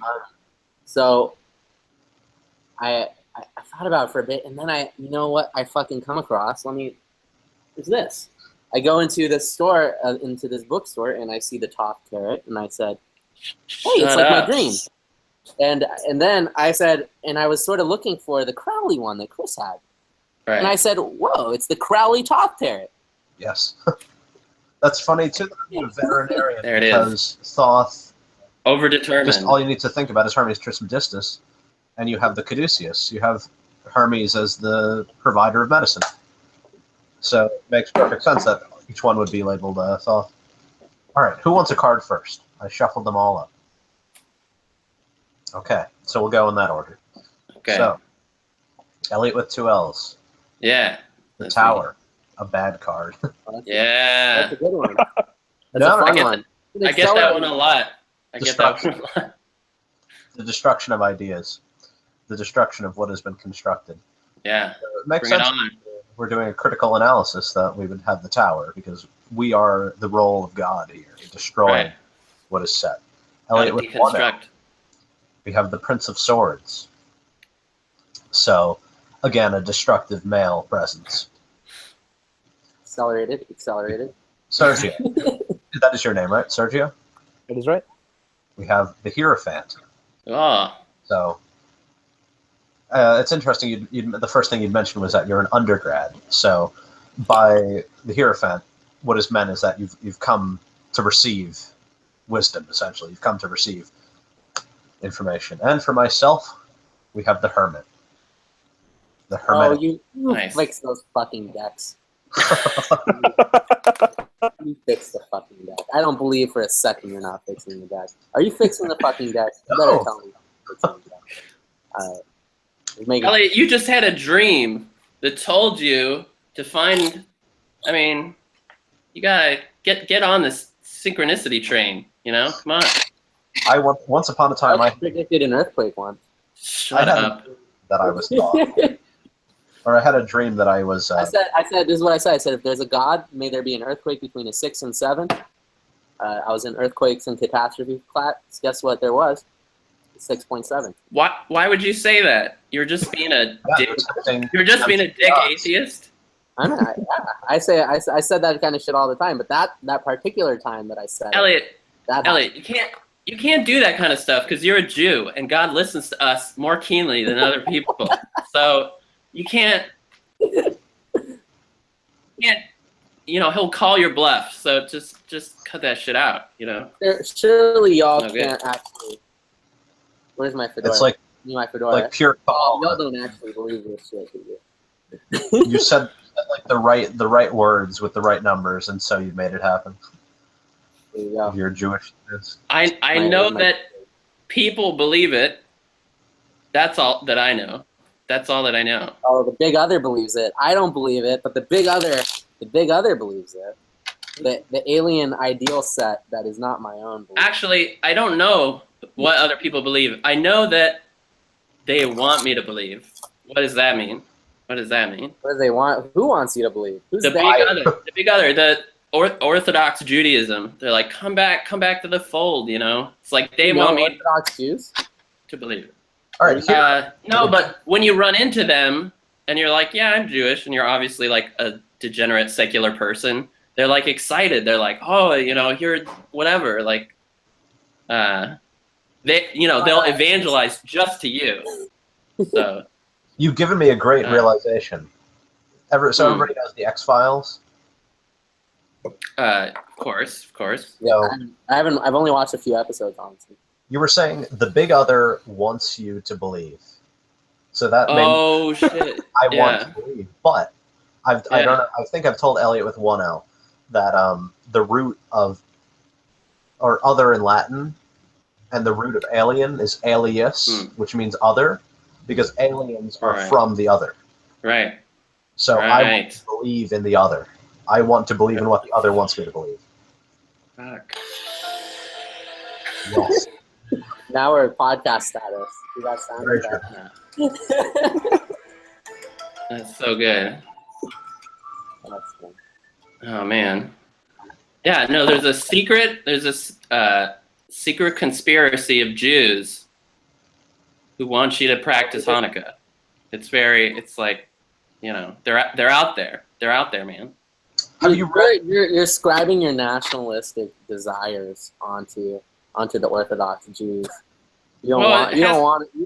It has to go somewhere, right? You want to move to Israel. Okay. You want to join the IDF. You want to take an assault rifle and fire it in the air a couple of times. You don't actually care about. You want to join the ethno state, and you want to accelerate into nationalism and deterritorialize the capital and hang out in Neo-China. I mean, I'll join anyone who will have me. You know. See, that's the Dionysian Urge. Have any of you read the essay that Nick Land did on Kabbalah? Yeah, I did. I started to read it, and then I was like, what? And then I stopped. It's a great one. Because it's from Phenomena. It's in Phenomena. I need to get more accelerated. I'll be right back. I've been having weird feelings about the Kabbalah ever since I was at a hibachi place, and they seated us next to like this group of, they had to be like high school girls, teenage girls, and they're all just chatting at each other, and I hear very distinctly, so I was reading the Zohar the other day, and blah, blah, blah, blah, blah, and I was thinking of some spell or whatever. Well, yeah, that's, if you ever go into a library or you go into a bookstore, look at the myth in the mystical section is usually right next to the philosophy section. And you'll usually see more people in the myth section than in the philosophy section. That's just how that's when you shake it all out, all of society, that's what they win. That's also why the psychology, that's also why the popular psychology books are self-help books. Just like the popular occult books are like, you can do blah blah blah. It's simple witchcraft. It's not Crowley, and it's not psychoanalysis. It's not about actually helping yourself. It's not about acknowledging bad things about yourself and learning to do your will. It's about going along, making things happier, making things nicer and kinder and easier. And it's not any meaningful occult work. It's not any meaningful psychological work. People want edification. They're like, they get inspired and they get a little buzz from this self-help, and then they're like, now I can go out into the world. It's not serious work, is what you're saying. It's because exactly no serious work, because Crowley and even Golden Dawn, Hermetic orders, it's very serious work because it's your will. It's not like oh, we're gonna be following out the orders of some deity as a metaphor for what I want. This is like what Crowley, that is the only there's no God as a scapegoat. Exactly. The only maxim of Thelema is do what thou will. Right. And what's it called? Which kind of reminds me of do you know Hassan Isaba? I think I've heard of him. Nothing is true. Everything is permitted. Oh, Assassins. Oh, yeah. Assassin's Creed is based on him, but it's funny because that his talked about in Genealogy of Morality, talked about a great deal by Burroughs, one of Burroughs' favorite characters, because the maxim of whatever nothing is true. Everything is permitted is the message of what's it called, Cities of the Red Knight, Nova Express, etc. And of course, and it's nothing. And everything is permitted because nothing is true. See, I like the Zizekian reversal more. I think it feels more true. Might be getting into a problem there. But do you know what? Continue the thought. Do you know what I'm? Okay. You're going with the. It's like as an analog to nothing is true. You have God is dead. God is like the master signifier to give order to all the things. And so, the idea is that if there's no ultimate judge, then people are just going to do whatever they want. But the reversal is God is dead, so nothing is permitted. Yeah. 15 minutes. We're going to eat. So and that goes along with this whole thing that these intense leaders that people project themselves onto, like Hitler or Stalin. It's yeah, they're harsh, and there's harsh punishments for people who go across them, but actually the core of their whole movement is jouissance, and the you know, the license to go and be destructive, sadistic, empowered world. And so that's really the core of the thing, is not this strict discipline, the authority saying, yeah, you can go conquer this land, go slaughter the people there. And that's like, I think he's saying that without necessarily a moral judgment. Obviously not, the Nazis were bad, but that's like the example. And so if there is no leader, central authority, then it's like, I don't know, can I do that? Maybe we should have a vote. Like, hey, everybody, hey, like, is it okay if I have a slice of bread, you know, because everything's commonly held, and so you're not empowered to assert yourself. That's well, the idea. On that note, are you ready to accelerate with Kabbalah, with Nick Land Kabbalah? I am, but in order to do that, I need to change rooms. So that's a very well. That just reveals the weakness of the individuals that are, you know, that reveals the weakness of the pious, the weakness of the righteous. They can only obey God. They can't obey their own will. Right. Oh, absolutely. So to say like God is dead, nothing is permitted, is just weak people. Strong people, you know, nothing is true, everything is permitted. Right. Well, I mean, if you have this whole society of people who have been following the orders forever, and then suddenly you remove the divine order and all the orders, I mean, what would you expect? Of course, everyone's fucking, because they're used to that license. So, you know, That's obviously, Reich talks about that a lot, about the absolute desire for enslavement. There's one of the most beautiful quotes. I gotta find it, one sec. But it's one of the greatest political quotes I've read.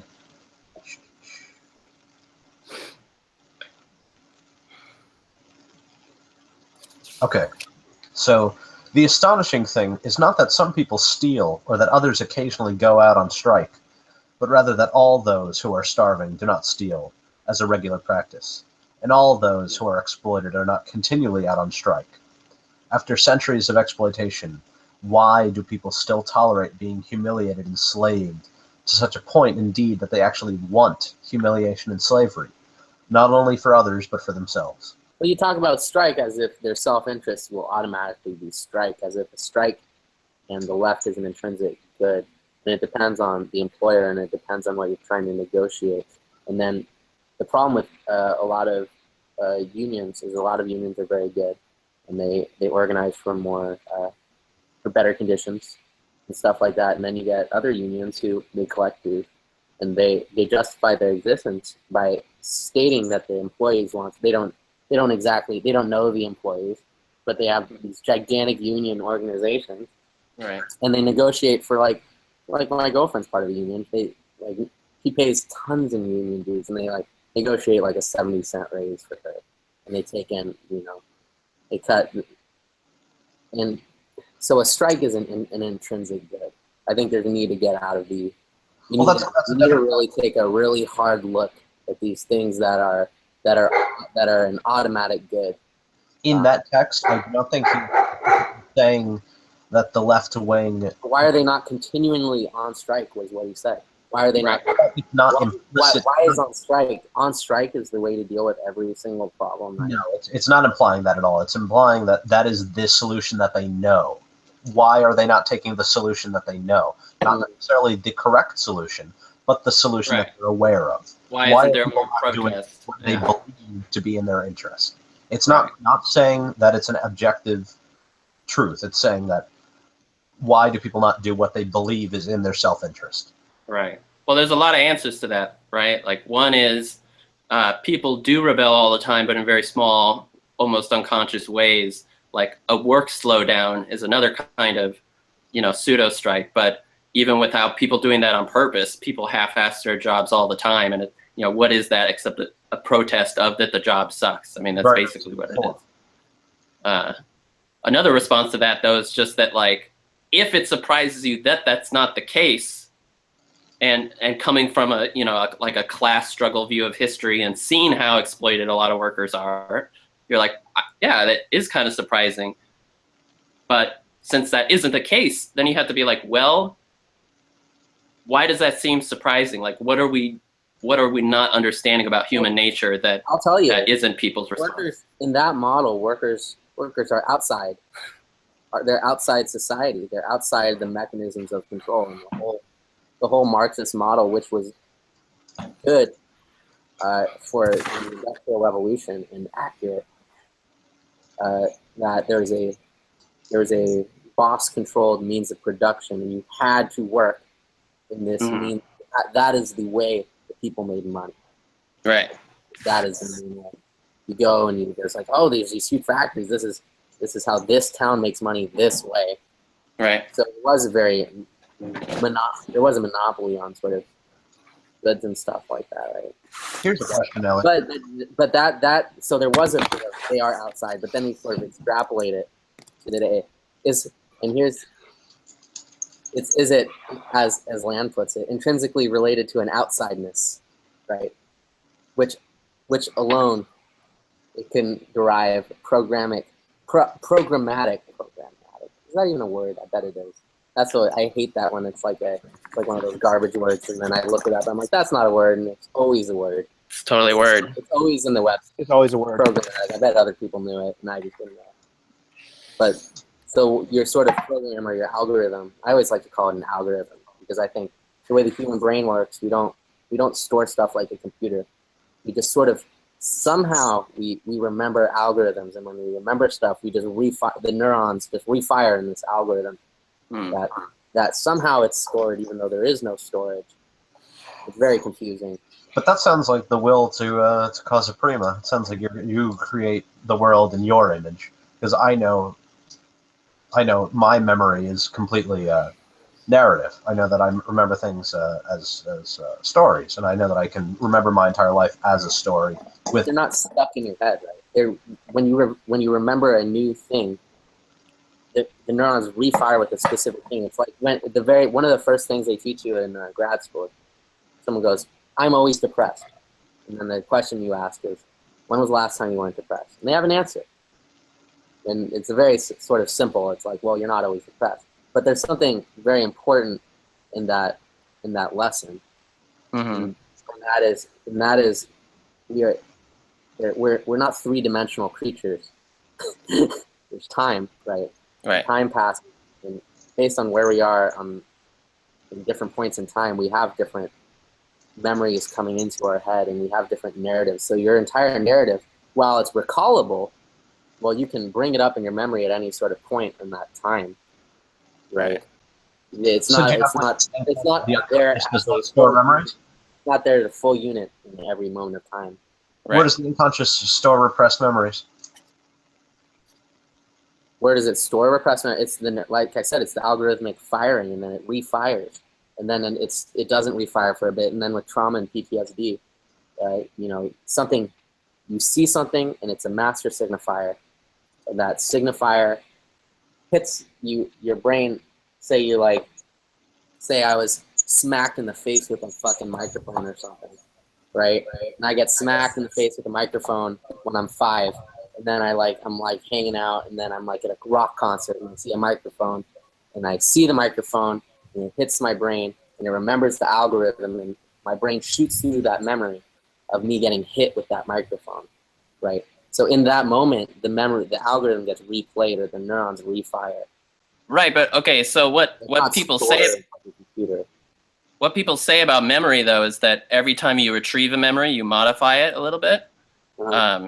And again, that sounds very computer-like. Well, it's very true. Modify it, because a computer will play the same bootleg Star Wars copy you downloaded. That's true. It'll be exactly the same. Same way every single time. Yeah. Okay. So yeah. Would you say that archetypes are more? If we consider archetypes to be a reality, archetypes are something that exist as a an algorithm. It's a method of interpreting day to day. So it's a consistent algorithm. It's a consistent method of projection and interpreting our reality. Would you agree with that? Otherwise, how else are archetypes appearing? It's not as though we remember them as on a non. There's no conscious memory of archetypes. Exactly. That's exactly how I would put it. There is no conscious memory. It's just various. So archetypes are essentially a physical, or a part of the brain, a method, or the way that the brain analyzes people. I think our algorithms in terms of how we conceive the world are so complex and so what is it? The unknown knowns, which is the thing that Zizek says that Ashcroft didn't. Right. He said he completed the logic square of his thing. He got made fun of known knowns, known unknowns, and unknown unknowns. But then there's unknown knowns, right? So the unknown knowns would be all these sort of archetypes and algorithms that we sort of see repeat, or we can, the way we sort of process the world, we sort of figure out that there's something here. Like, for instance, the divine feminine, right? There's an archetype, and we don't have the words necessarily to speak it at a young age, and that's an unknown known, right? I would say, right. So it's there, it's in there. The algorithm is there, but it's not coming out via word. It's not spoken thoughtfully. There's a huge lack. There's always lack, but then there's gigantic amounts of lack when it comes to the way we are. Okay, so this might not clarify anything at all, but what I was going to say before is that supposedly the difference between ordinary memory, where you retrieve it, and whether you know it or not, you're modifying the memory each time.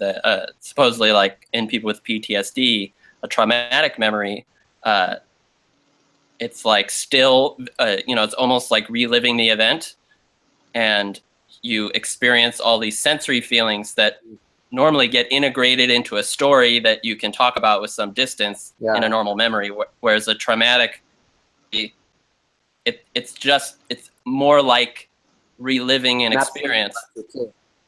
Yeah. Can you hear this? I can hear that, yeah.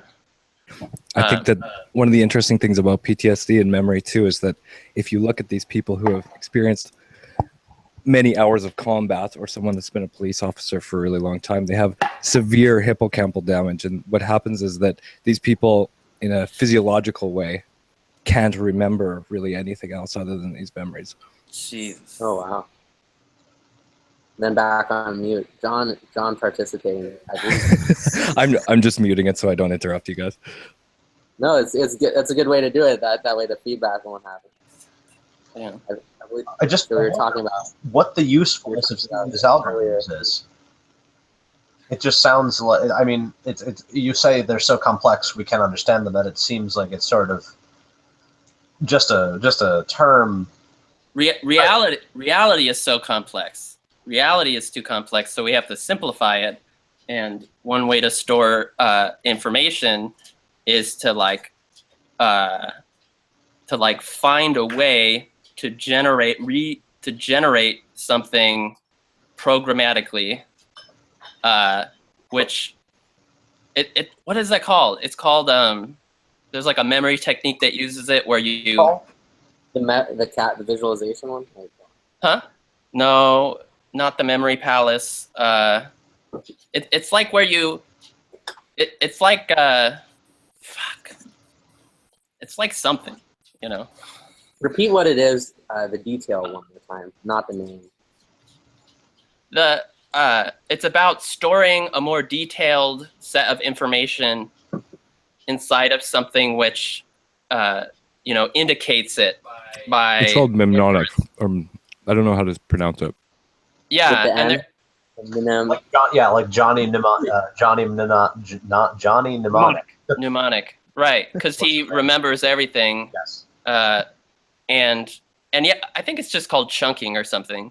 And the most simple way to explain it is that you have like mnemonics inside mnemonics. And so it's like, you're like, here's the thing, And in each of these letters or whatever in this word, there's a few more words. And because you've memorized it and nested it all in each other, you can kind of unpack it. And, you know, it's a way of, it's like how stories help you remember things. It's just another way of associating concepts, words, memories together. And this kind of isn't at all getting at what the algorithm is about, but I don't know. That metaphor makes total sense to me, though, because it's just about finding the simplest way to like recreate this more complex. It's like a fractal. Like you can boil down fractals to a small like equation that feeds back into itself and ends up generating the tree or the leaf or whatever, when it's really just a few simple rules. And then you run those rules over and over again, and then it like creates, oh, the tree or the thing. Sounds very Kabbalistic. Yeah. And that creates the tree. Oh. Well, yeah, I mean, that's just so many of the, but I'm saying that as if you were good enough, if your brain is good enough, which it apparently is, at creating these rules, you can run the algorithm and generate any kind of memory. And it's just, that's a really interesting thought. Well, that's just what I thought you were saying. I don't know. No, I'm very interested in that thought. That's a little different than than anything that was previously in a sort of conception I had. You remember? When I hear it, I feel like I've heard it, and I know but when you apply it in a sort of metaphysical way, you sort of get the algorithm, and then the fractal is the repeating. Whenever I hear fractal, my sort of like crystal ball senses go off. I'm like, okay.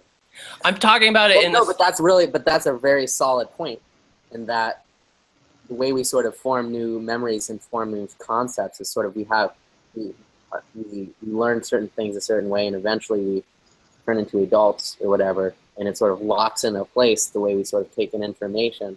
And then we, like you said, it turns into a trunk, then the tree, then the leaf, and then it branches out, but it's really the same equation in a lot of ways, just repeating itself. So right. we exist, and then we're the same people, but we create new trees and branches. Yeah, and maybe how it works is that, you know, it's like if you create a small variation in the values you plug into the equation, the tree it creates is going to be really different. So then instead of remembering a whole conversation you had, you just have to remember x equals 32, y equals 100, c equals whatever, because that's how you've encoded this conversation you had. And so, because it's how you retrieve information, but you know, we don't know how memory actually works. This conversation itself is Kabbalistic. It's a Kabbalistic projection of the unconscious. It's the unconscious interpreting itself, utilizing an unconscious concept, the archetypal concept of the Kabbalah. Is Kabbalism problematical or mysterious? It seems to participate amphibiously in both domains, proceeding according to rigorously constructible procedures, as attested by the affinity with technicization, yet intrinsically related to an outsideness through which alone it could derive programmatic sense. If there is no source of at least... What sense? Nick Land's essay. Is that Nick Land? Yeah. Why would I not read Nick Land? Alone... you have me hanging on the edge of my seat. Alone from which you can derive what? Alone, you gotta go back. Derive, that is a little, alone, it can derive programmatic sense. So like I said, the algorithm, but I think you said, oh, I was just saying what you were saying, but the way you said it had different implications, although very similar when I said we sort of have algorithms of processing, the idea of growth through that algorithm. Nick Land talking about the Kabbalah. Yeah, but deriving programmatic sense, right? If there is no source, at least at least a partially coherent signal that is radically alien to the entire economy of conventional human interchange, then Kabbalism is nothing but a frivolous entertainment or fundamentally futile practical error. And that's what we were sort of talking about. What is the what is the value of these myths and the sort of the reason that, you know, Chris is talking, and Chris is the #1 advocate of us sort of like very stuck concrete thinkers in a lot of ways by sort of bringing in these topics, right? And I think we get stuck in this. Oh, there's an error of thought when you externalize the internal consciousness onto the external world and give it meaning that isn't there, right? Mm-hmm. But then there are all these concepts that can sort of feed back into, accelerate back into the concrete world. Back to Neo-China. Civilizations of the concrete world. Right. Give us more information that we can get without these mythical projections that we call inaccurate. A slow rocket ship to Neo-China. Oh, we're not going slow, man. We never have got. We got to get this running faster. I was thinking, if we're considering it Lacanian, then essentially the analysis that I'm doing the archetypal analysis is it's analyzing the etymology of the sentences. We're examining what each word is derived from. We're considering what words the language is made up of, which are the archetypes and symbols. Right. Like that. Like there's archetypal meanings because this derives from this derives from this. Okay, bye. Yes. Let's do John's profile picture for a bit. Yeah, a nice look. It was slightly unnerving at first, but I've gotten used to it. What, the video, or you mean? No, what we're talking about. The profile pic. That's a really old picture. I was gonna say that looks nothing like. Yeah, that's when I was, your current young and I don't know, green. No, that's a good one. I think out of all of us, you have the most Sigmund-esque facial feature. Oh man, you should have seen it when I had short hair. It was actually pretty good. Yeah, it's close, getting close. To the coming of the man himself.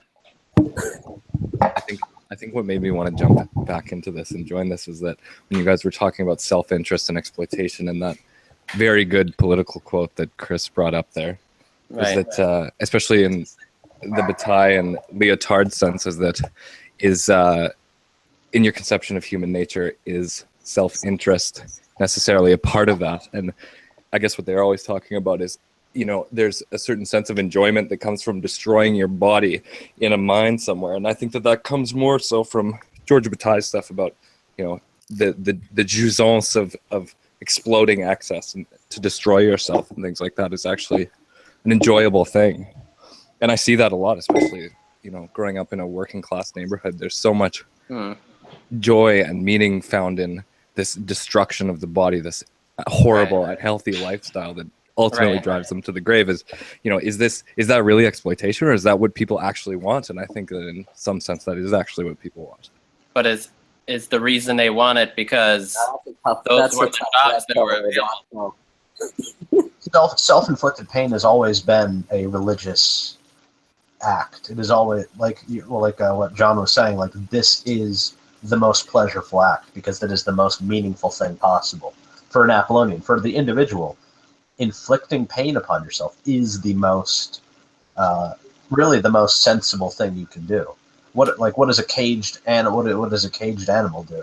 Oftentimes, or birds oftentimes peck their own feathers out. And I think there's a lot of truth to what you're saying. I think the issue as a therapist, they condition you away for explanation. No, but really, no. This is not me being pretentious. They condition us away from that line of thinking of that's absolutely true. The necessary self-destruction. We have to steer the patient away from that sort of thought, so we don't investigate it. We have to sort of cut that sort of thought out. And I have one more point.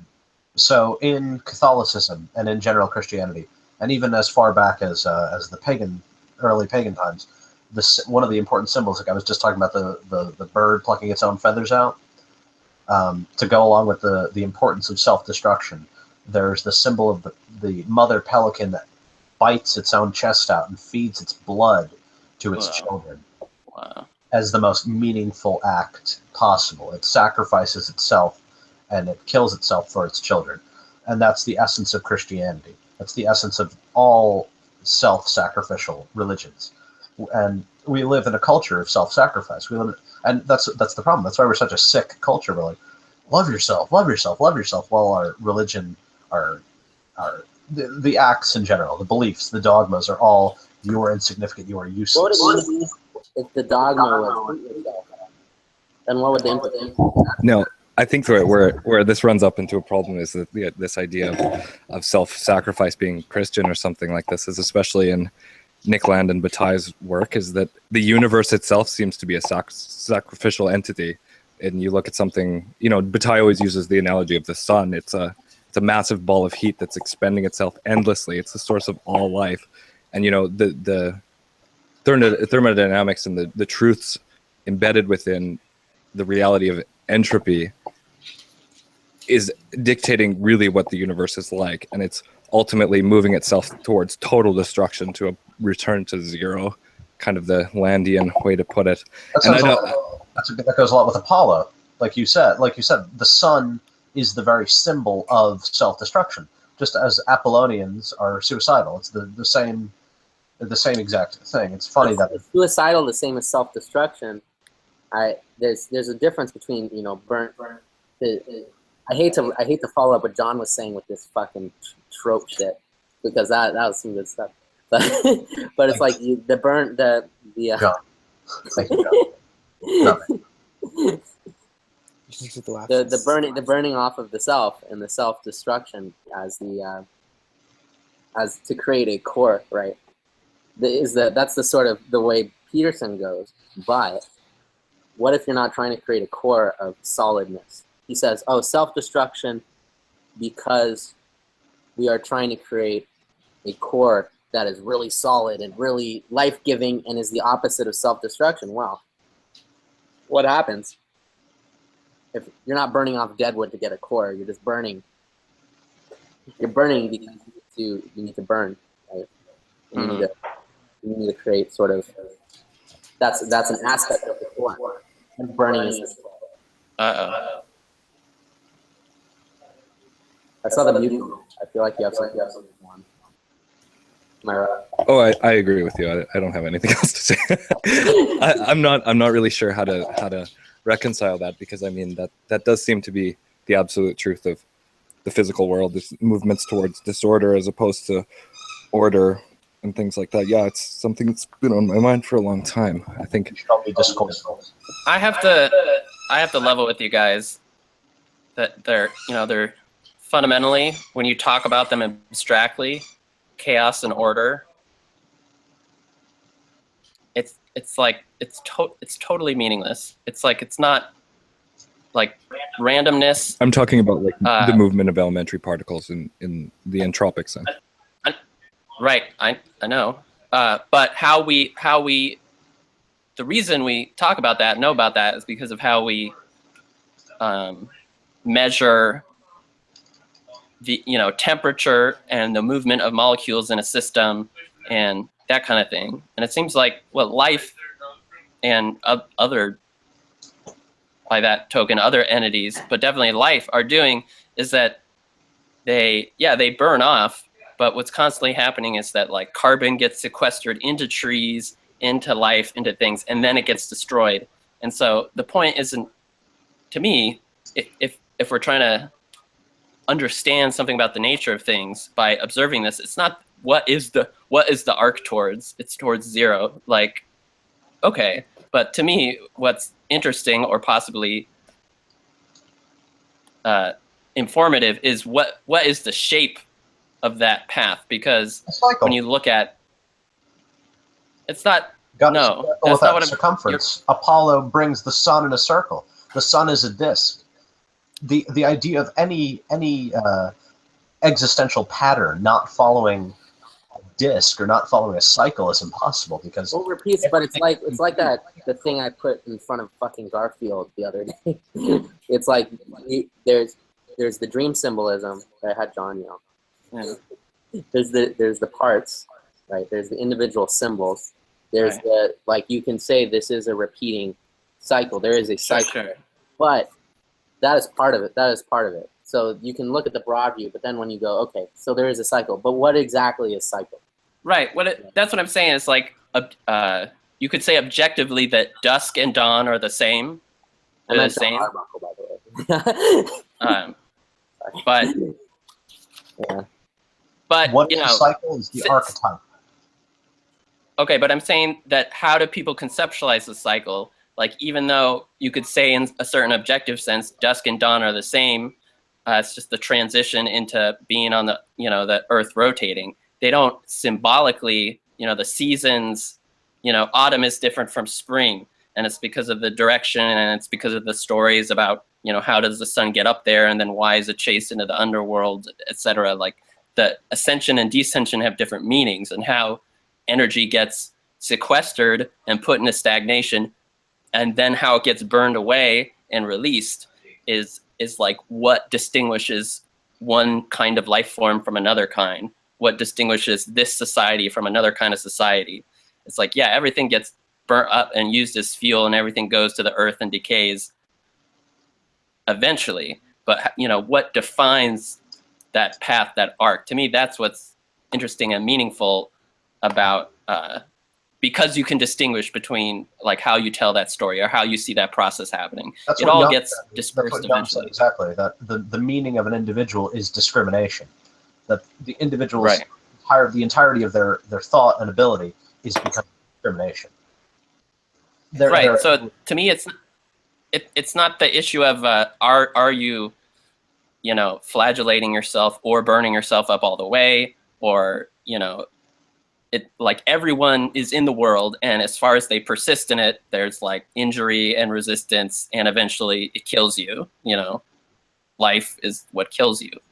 But so that's not optional, but it's like how you conceptualize and carry out that. So it's like, if you just have pain and it just afflicts you because you have some kind of problem, and you're like, this sucks because I'm sick and maybe I'm being punished by the gods or whatever it is, it's totally out of your control. But if you can control your pain by like, whipping yourself, and then that becomes your somatic center, and you're like, well, this is for a reason. Or you can control your pain by doing a job where even if it makes your pain worse, it accomplishes something, and you provide for your family. And so it's not about people sacrificing or not sacrificing, because sacrifice is just the wearing down and destruction of you, which just happens no matter what. It's more about like channeling it in a way, giving it a particular meaning, and like therefore deriving whatever, something from that instead of nothing. That's a fantastic point. That goes with something that I read a while ago. It's a book all about body modification and self-harm and why we do it. And do you know Carl Menninger? An important psychoanalyst, very involved with American politics. But he... Okay. Oh, shit. He used to do behind the Menninger Clinic, right?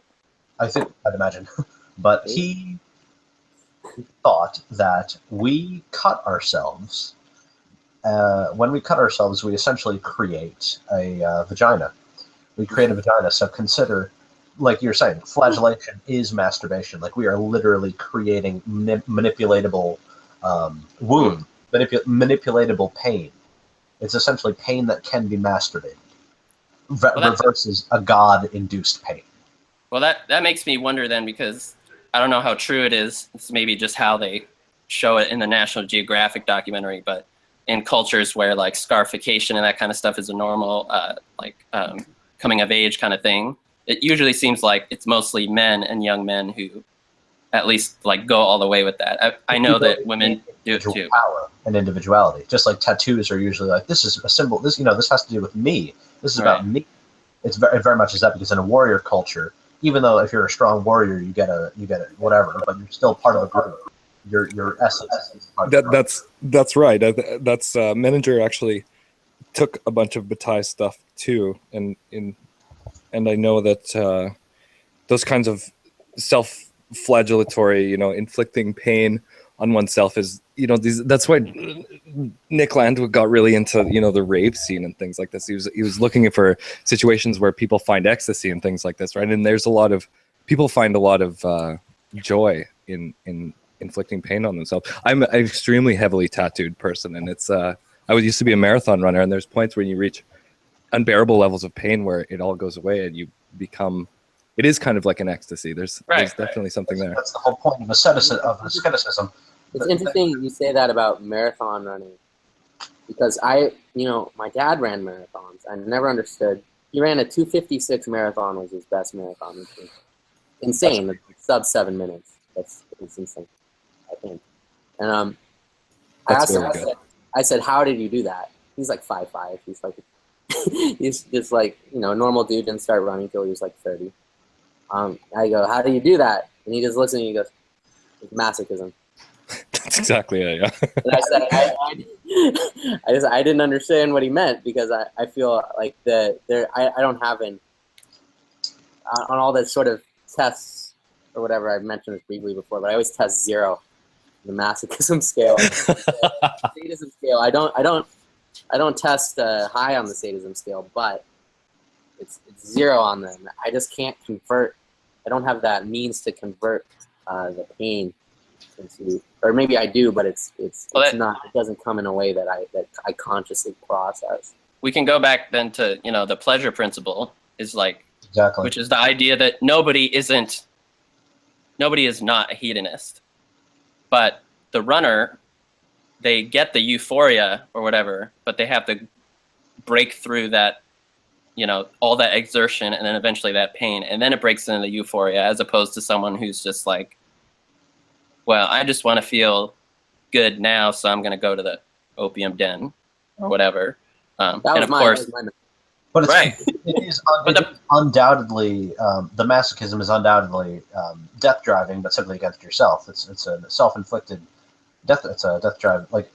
Right, but that's going on in either direction, because if you're getting your high through drug use, eventually just, you know, you're not really getting high anymore. You're just, it's just maintenance. And at that point, why would you keep going? It's just to avoid withdrawal or whatever. I don't know. You know, according to Burroughs, and this I think is one of the most excellent usages of Reich ever. He talks about, he uses orgone, but of course I can just state it in Freudian terms, that the libido has been replaced with junk lust. We have the drug addict is acting on libidinal desire, but it's the junk drive. I always call it the third drive. I love it, because I think it creates so many more knots with destruction when you add that third drive of junk. Exactly, that's what we despise. And then there's junk. They're not. We all live on libido. We all live on libido or death drive. That's a normal person. We can understand them. But a drug addict is an alien, otherworldly, because they don't act on any drive that a normal person is aware of. So, but is it truly alien because instead of having the death and life, or the pleasure principle and the death drive that like kind of balance each other out or go back and forth, the third drive, the junk drive, is just it's monotheistic. It's just one way. You know, you don't like go, oh, I've done heroin for a month, I'm gonna go off for a month and then go back. Like nobody, you know what I mean? That's why when Burroughs gets off of it, apomorphine, the drug he uses to get off, it becomes such an important aspect of Naked Lunch. That's like it's a point that he fixates on. Is that apomorphine is the tool to use against these evil people. It's the tool to use against junk drivers. Mm-hmm. That it's like there's an entire, because that's inner zone. It's sort of this world of people who exist only on junk, and the only way to get rid of them is through apomorphine. Right, but then that itself can be. Yeah, I was gonna say that's the way to be on junk and not think and say you're not on junk. Right? When you're on a morphine derivative, or you're on methadone, or you're on Sabak. My first cousin died from shot up methadone. So it's like there's the thing about, I don't know. I just know he did that. But yeah, it's the thing about those sort of morphine replacements is a way to kill the idea that it's somehow killing the junk. It's such a wish fulfillment on the part of the addict to say, oh, I'm instead of drug A, I'm doing drug A, derivative A, right? 1 over A. Well, isn't the point to kind of slowly get off now that you get a lighter thing? Is that kind of what it does? You just slowly get off? I'm sure it's lighter. It's definitely like if you're shooting heroin and then switch to like Suboxone, you're still on opiates and you're still nodding. You're not shooting up heroin, right? But you might get sex drive back, and then you're already things have already changed. You know, it's already not monolithic. If you can get any drive back. Has anyone here? Sorry. Has anyone here looked into like I'm trying to think like different experiences on I'm talking like hardcore hallucinogenic drugs like DMT. Where they always describe it as ego death. Oh, absolutely. There you go. There we go.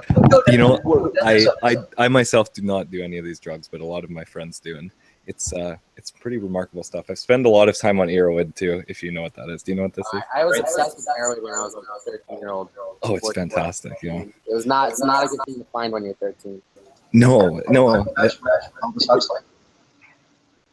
Like Heaven and Hell or Doors of Perception? It's Erowid. Erowid? What were you talking about?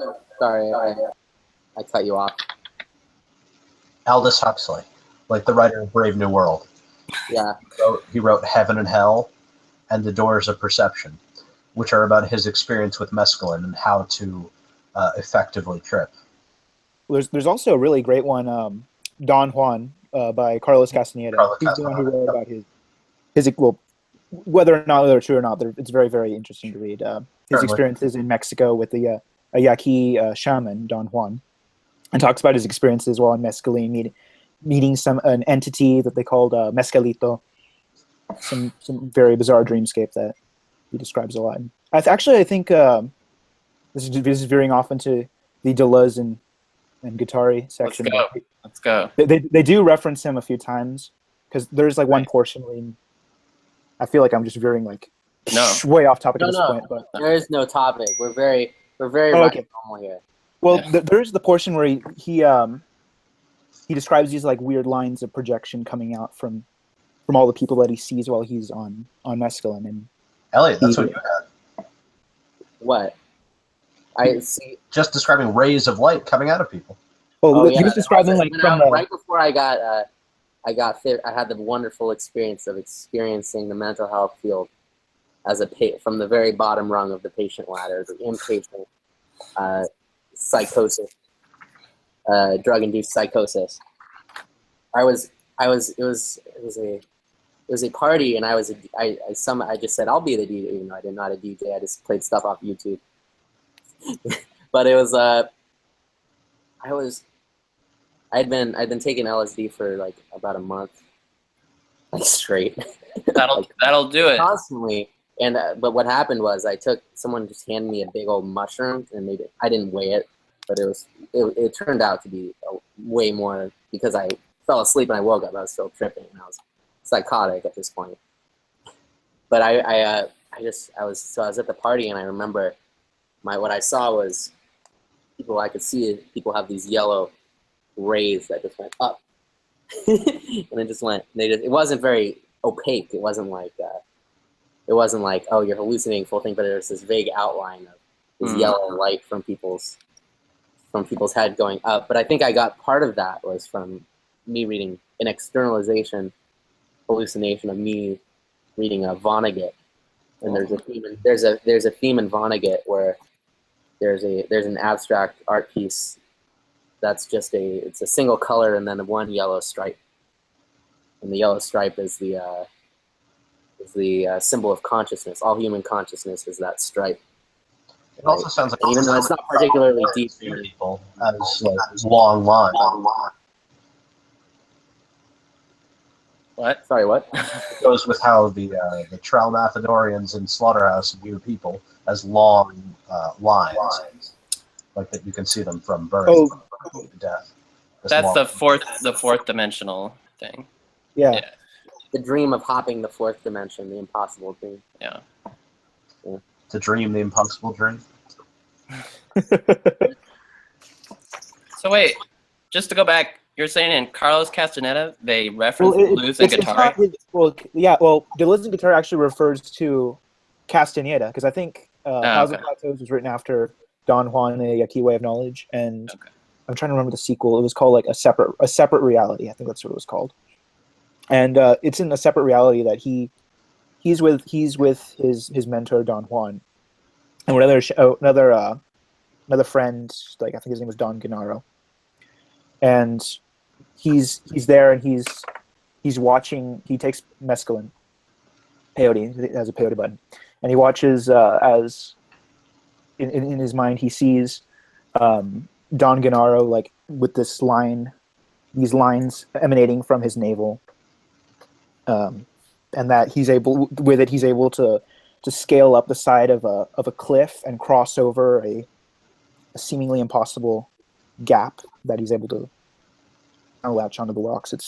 It's some bizarre stuff, but the guy describes his little kind of like Huxley. Huxley describes his trips in Doors of Perception, where he talks about art and music taking on like these new vibrant characteristics that he hadn't experienced before. But for Castaneda, it's reality taking on a whole different. I'm trying to think of a good way to put it. A whole different aspect that he claims to be able to experience while on mescaline. That vision reminds me of one of Jung's patients had about the man who saw the sun as a human, and that every ray was a phallus. Yeah, I kind of like that one. Because I wonder what the fact that it was coming from the navel meant, rather than a ray, because usually a ray is the phallus. Why is it coming from his stomach? Because if it is, and it sounds, because I know Carlos Castaneda is like very 60s. That sounds very much like sort of a hermaphroditic acceptance of the feminine, sort of like I was born and now I have power, rather than I have the like Bob in Twin Peaks, like I have the fury of my own momentum would be like I have the phallus, versus Carlos seeing coming from the navel shows like I was once attached to something else, and that is why I have power, because I am now an individual versus I am individual. Certainly, that makes sense. It reminds me of the sort of thing where we started, to take it back to where we started, the masculine and the feminine, and the masculine gains power by capturing the feminine. The masculine by itself doesn't have power. And the Bob analogy. Because he has the fury of his momentum, which he uses to capture the feminine in a very dark way. Laura. Yeah, and there's the second. I forget who said this, but it's a famous poet. I forget who it was, but he always said I was jealous of women because I could never be pregnant, and it made me really sad. That's not how he put it. He put it in that. Any of you know who that is? African American poet. I forget his name. But that's the sort of there's the split between them. I think what Peterson is trying to say in his very, very, very flat way is that the masculine and feminine are repeating archetypes that can't be fully ignored in terms of not in terms of an individual's gender identity, but these sort of repeating ideas of women as phallus, and this is not what he's saying, but this is how I interpret it. Woman is phallus, and there is a feminine energy, that connection to another body and giving life and creating, the way I see it is Gaia, the earth, right? There's a feminine energy in creating the sort of, there's a soul in the feminine and the masculine, but it doesn't necessarily create that space. The masculine only takes over that space, and the masculine gains power, not by becoming that space. That's exactly. Although it tries in such a farce. That's a really poignant observation, because I was just thinking about the word animate, and the anima is the soul. So it's to give the soul to something. The masculine act is outward, it's phallic, and the feminine act is inverted. So the masculine act is to animate, to give the feminine, literally, to give femininity to something. The masculine... Reminds me of that Game of Thrones, the very last episode, once again, spoiler alert. Spoiler alert. This isn't really a spoiler, but it said, or they're storming the castle, and they say, the way they conquer, or they take over something is give me, it's an impregnable fortress, right? And it's like giving 10 good men and I'll impregnate the bitch. Yeah. Right? Right. So that's sort of the way that man comes into the world versus actually starting up, just intrinsically being the world, right? That's the importance of the sword, the knife. Yeah, and we were farcically talking about the beta and what is the quality of the beta, right? We missed the 4chan meme talk at the beginning, maybe some of you.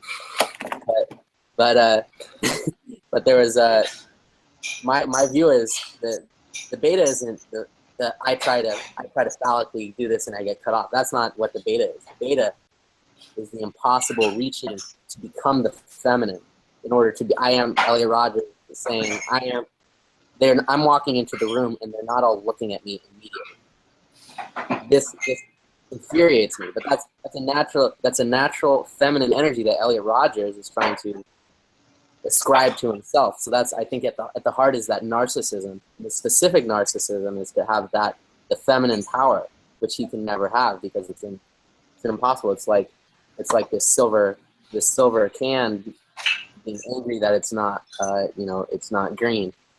It's like, look at all the stuff that's green, right? Well, it's silver, right? It's not going to not be silver. The only thing that is silver, you can reflect light. You can see a sort of bent version of yourself in it, but it's not going to be a matte green, no matter what. That's why we desire the Holy Grail. We want the eternal feminine, just like you're saying. Yeah, but how do you go about it? Becoming it, or start out as the pure fool? You start out like a beta, somebody who has no tact, no sense. You have Parsifal. In fact, Parsifal comes from Persian, meaning pure fool. Nice. So, as the pure fool, as the beta, you go on the quest for the Holy Feminine, the Holy Grail, the ultimate in femininity. And the enemy, of course, is Klingzor, who's a man who castrated himself. So the enemy is sort of the ultimate man, because he no longer has a penis. He only has the sword. He has magic. He has his mind. He becomes the phallus without femininity. He's neither male or female. He sort of is this perfection, this non-sexual perfection, which is also why angels are depicted without genitals. That always reminds me of the opening of the David Foster Wallace piece, Big Red Sun, where he talks about auto-castration, and he says, "Stop! Put down those shears." That's Cutting off your penis. Please think twice. This is a public service announcement. And it says that, and then he goes and he talks about all the people get mad when I bring in the very psychoanalytic about what it means what it means when you cut off, when you're so neurotic that your response to sexuality is to cut off your penis. Right? It's totally just a note. As someone who's taken Latin, one of the things that we did learn was the Romans frequently referred to is, I believe they used it as a lot of slang for penis when they're talking about things. What are some of the slang? Do you remember? I believe they called the penis. It's either, I'm trying to remember which one is which. It's either they called the penis a gladius, or they called the gladius a penis. I remember that. Probably both. Probably both. I would imagine. And then the sheath, of course, is a vagina. That's why they also refer to. Yes, that's the vagina means sheath, scabbard. Sheath, yeah. So, but think about Zeus. Zeus gives birth to Dionysus by taking him out of his leg, by taking him out of his thigh. But the thigh was another slang word for the penis. Yeah. that's an important thing, is that Zeus gives birth asexually to a lot of his children. Like Artemis, he just pulls out of his head. Right. So that goes along that's interesting. The desire for perfection through being non-sexual. Just like being singular, but also he's possessing this element of the feminine by giving birth, right? So it's like he's complete in himself. But that's the masculine femininity, because that's an extroverted. Right. Like an ejaculatory. You're creating the world through. You're ejaculating it through you. There's a meme there somewhere. That's the essence of Lacan. That's why Lacan says there's no such thing as a woman, because he believes in logos in a very psychoanalytic way. He believes that the word, in the ejaculatory word, in the word that is sperm that creates and impregnates reality. That's because that's a view of the creation of the world. Is that with Hinduism, you have Om, the sound that creates the world. With Greeks, you have Hermes that is spoken by Zeus, and he creates the world. Right. So it is. Yeah. Well, and in Genesis too, in the beginning there was the Word, and then you have the same theme with. I like how they included both contradictory stories of the first man and woman just for the hell of it, but in one of them, Eve is taken out of Adam, right, from the rib. But I like that's a distinction from the Zeus story, because someone else takes it out of him. There's this third party that I don't know what that could mean, but it's that same basic motif of like man giving birth to woman or giving birth. So I think that's interesting that's in there, because it really doesn't make sense by itself. If you just read that story, you're like, what? But then you see it over and over again in all this other mythology. You're like, it might be a response to Zeus doing that. Might be a response to Kronos, who ate all the children because they came from the interesting thing about Zeus in the mythology is it's sort of, for some reason, popular mythology starts with Zeus, but it's what, Kronos, and then before Kronos killed, I forget Kronos' spawner, but Kronos killed his father. Right. And then Kronos ate all the children so that they wouldn't kill him like he killed his father, right? Right. And Zeus came out, and Zeus became Lord of the Heavens, not Lord of Earth. Right. Not even controller of man, not even creator of man. He sort of integrated him into our monotheism. Right. Just another thing, probably just to throw wood on the fire. I'm a Catholic, and within Catholic doctrine, there's this concept of the concept of God is one of him being Trinitarian, and that encapsulates kind of three things, because that's what they put it as. They say that there is God as God the Father, which is the lover. They have the Son, which is that which is loved, and then they consider the love between them to be an entirely separate person. Right. So that indeed takes on its own creative force. They always equate it with the word logos, which they find in the New Testament, with ruah, the breath that they find in the Old Testament. Yeah. But of course, Jesus is also logos. Logos back in the day was almost every religious concept you could think of. Jesus is the Word made flesh, according to some scholars. I mean, but yes, absolutely. We were talking about that in our last attempt at a podcast. It was all about what the Trinity means, all about the meaning of there being a Trinity. And what I brought it to was, I'll do three. So we have the alchemical Trinity, which is sulfur as fire, mercury as water, and you have the earth as salt. And these were the four elements. We now have the four Aristotelian elements, but for alchemy it was three. But it was still the four. Well, correct. Yeah. Oh, sorry. Oh no, you can go. Okay, correct me if I'm wrong, but didn't we come around to the Trinity? Because I really wanted to talk about duality and the theme of duality, and then we kind of realized that there's an implicit third in a duality. There's like the third of both of them together as one, or the third of the thing that mediates between them. Or that's the road that Catholic theology under Aquinas and the likes of them go under. They usually go with the mediator of the third, or that the interaction between one and the other becomes its own entity. You complete. That's interesting. Exactly. You say it exactly the right thing. That's exactly what I just made the connection. Because of course, logos in Greek myth is Hermes, and that's exactly what I was saying. Is that Hermes is the third. Hermes is always the third, and he's the messenger. And what you're saying, logos is the third in the Trinity, makes perfect sense with the Greek Trinity as well. With her, and of course, the Trinity in Greek mythology and in mythology from that point on was Hermes Trismegistus. Hermes as three as one. Yeah. Yeah, part of, I don't know if you guys have seen this, but part of what made that conversation, the original one, so interesting to me is that in the traditional the history of, in Korean culture and art, the creation of, what now we call the yin and yang symbol, it was very common for there to be a third color in the middle that was a dot in the middle instead of in each of the halves that was red, or a third color, which represented the void or what the yin and yang came out of. And I was like, what the fuck? Tao? Like there's, huh? Is that Tao? I don't know. Maybe. I don't know. I just looked at the Wikipedia of Tao this. is the unitary. That's the singular. He was saying that the yin and yang they come from the red dot, and that would be Tao, is the singular that the two are derived from. That's the point that I was making, or that I was asking about. I'm gonna look it up. Yeah, I'm not sure, but it was on the Wikipedia entry. Look up the Wikipedia entry of, it's like Taijitsu or something like that, and it's the. Hold on, let me find it.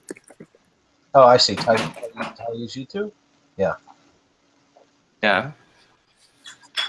Yeah, and then they show this. Oh, this actually relates back to the Kabbalah because they have this example of a 5-stage Taijitsu. It's on the right side if you scroll down about a third of the way on the Wikipedia page, and there's this 5-step diagram. And the first, like the tree of life, right? Yeah. And the first one is the red, which is the absolute, and then it gives birth, or the other two come out of it, and absolute's a term they use. It was quite interesting to me to see that. And it is derived from Tao. They are derived from Tao. Okay, cool.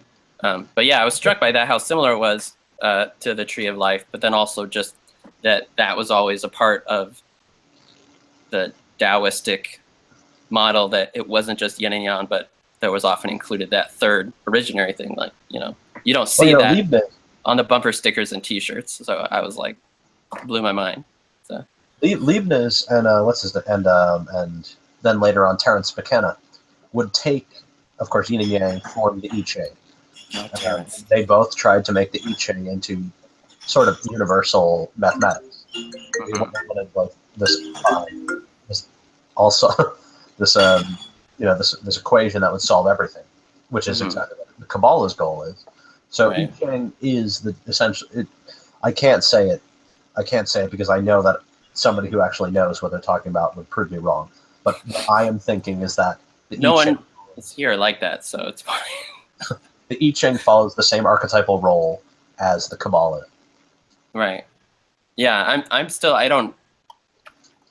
I'll buy that, but yeah, I still don't know a lot about the Kabbalah, but it seems like it's in that similar vein of numerology and like creating combinations and stuff. And I know a little about the I Ching. I started to learn the symbols. There's a lot of them though. It's hard to memorize. Dalton talks about how like it's something that we can't prove wrong. We can't prove Kabbalah or I Ching wrong because they're eternal. Because there's nothing to prove wrong when you're saying they're like you were talking about. They're bottles in which we can fill with different, like the way that sort of myth is projected outwards onto the world.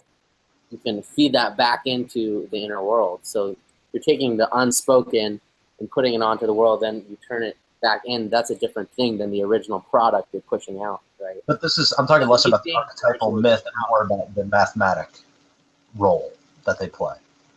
Like Nick Land talks about how we can't get rid of Kabbalah because it's not as though it's wrong. It's just a completely different type of study. Yeah. It's not. Well, both the myth and the actual mathematic reality. I always wonder what was so great. We're so bombarded by mathematics. I always try to imagine what was it about that right triangle that blew the Pythagoreans' mind so much. They saw it and they just couldn't get enough of that fucking triangle. They were like, there's some. They saw it and they were just like, holy fuck! And what is here? What did they see? They were like, there's something the perfect. It was like, what is it about that right angle? What is that fucking right angle? You never see a perfect right angle. That's why things suck now, because we've made math into nothing. Just like, have you ever heard the term abraxas? Yeah. Abraxas used to mean 365. It meant 365 days in the Roman year. Right. Time was kept a secret. Years were kept a secret. It wasn't like, hey guys, there's 365 days in a year. That was something that was heavily guarded and heavily regarded as one of the most important religious concepts. Now everybody has a calendar. Everybody has a calculator. Everybody knows what math is, but nobody knows what it means. We've killed math. Math used to have extreme archetypal purpose. Man, we just kill everything. We kill math. We kill God.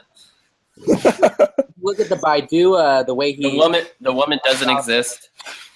The way that Baidu talks about Lacan, instead of, you bar the subject and there's loss and the subject that's split, he says there's this map of the subject, and then he bars it, and then he bars it sideways, and then he bars it with something else, and then he goes, this is the real subject, look how much I barred this with lines of thought. Me, Mr. I am super Lacanian because I can take the subject and cut it into a million pieces, and I'm the ultimate in dialectical materialism. And then I say, fuck you, stupid undergrad, and then they kick me out of the group. And but besides the point, but like you said, it kills the original purpose of the Lacanian topography,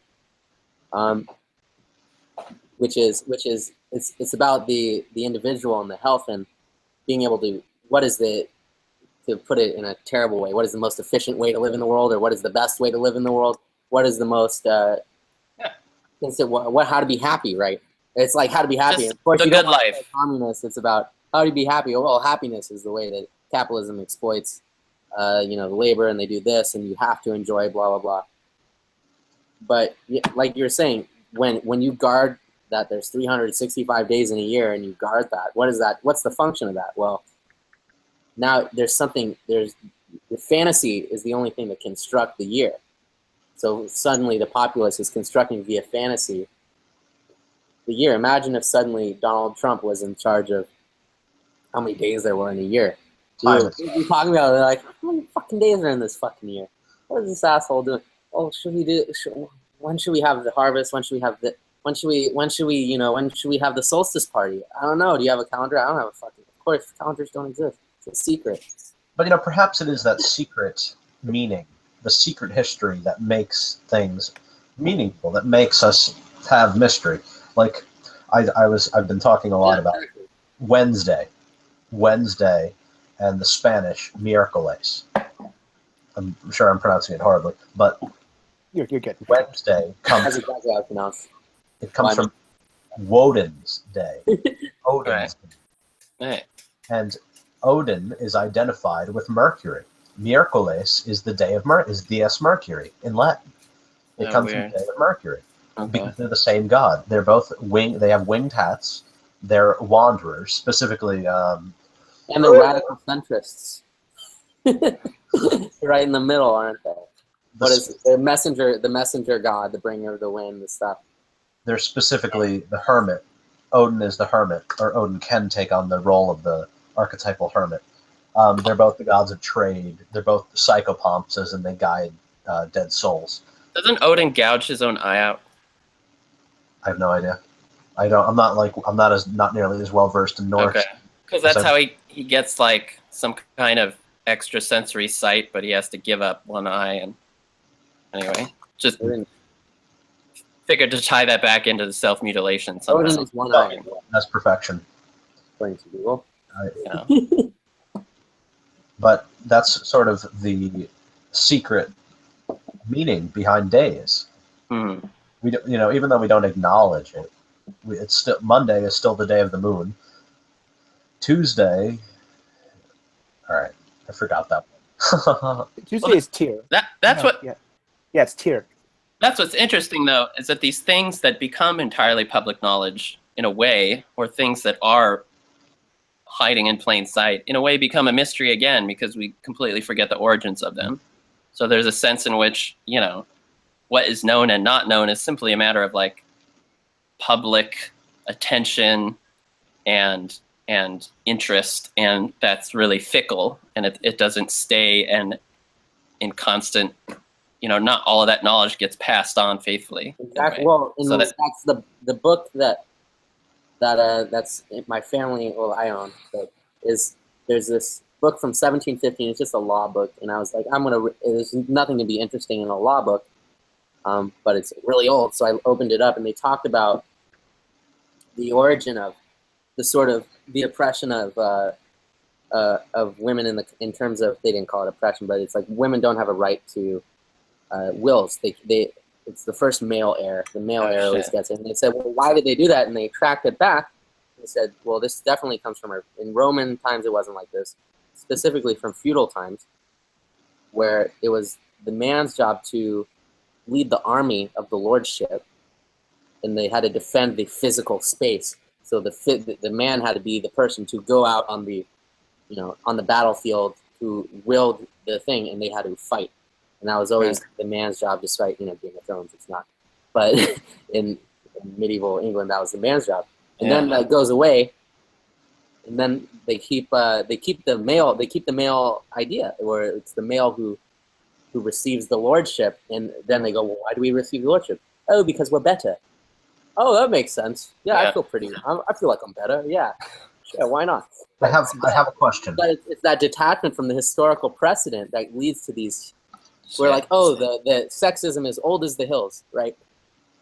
No, it's a misinterpret, like in a way, yes, but it got transformed into something even emptier and more sinisterly oppressive.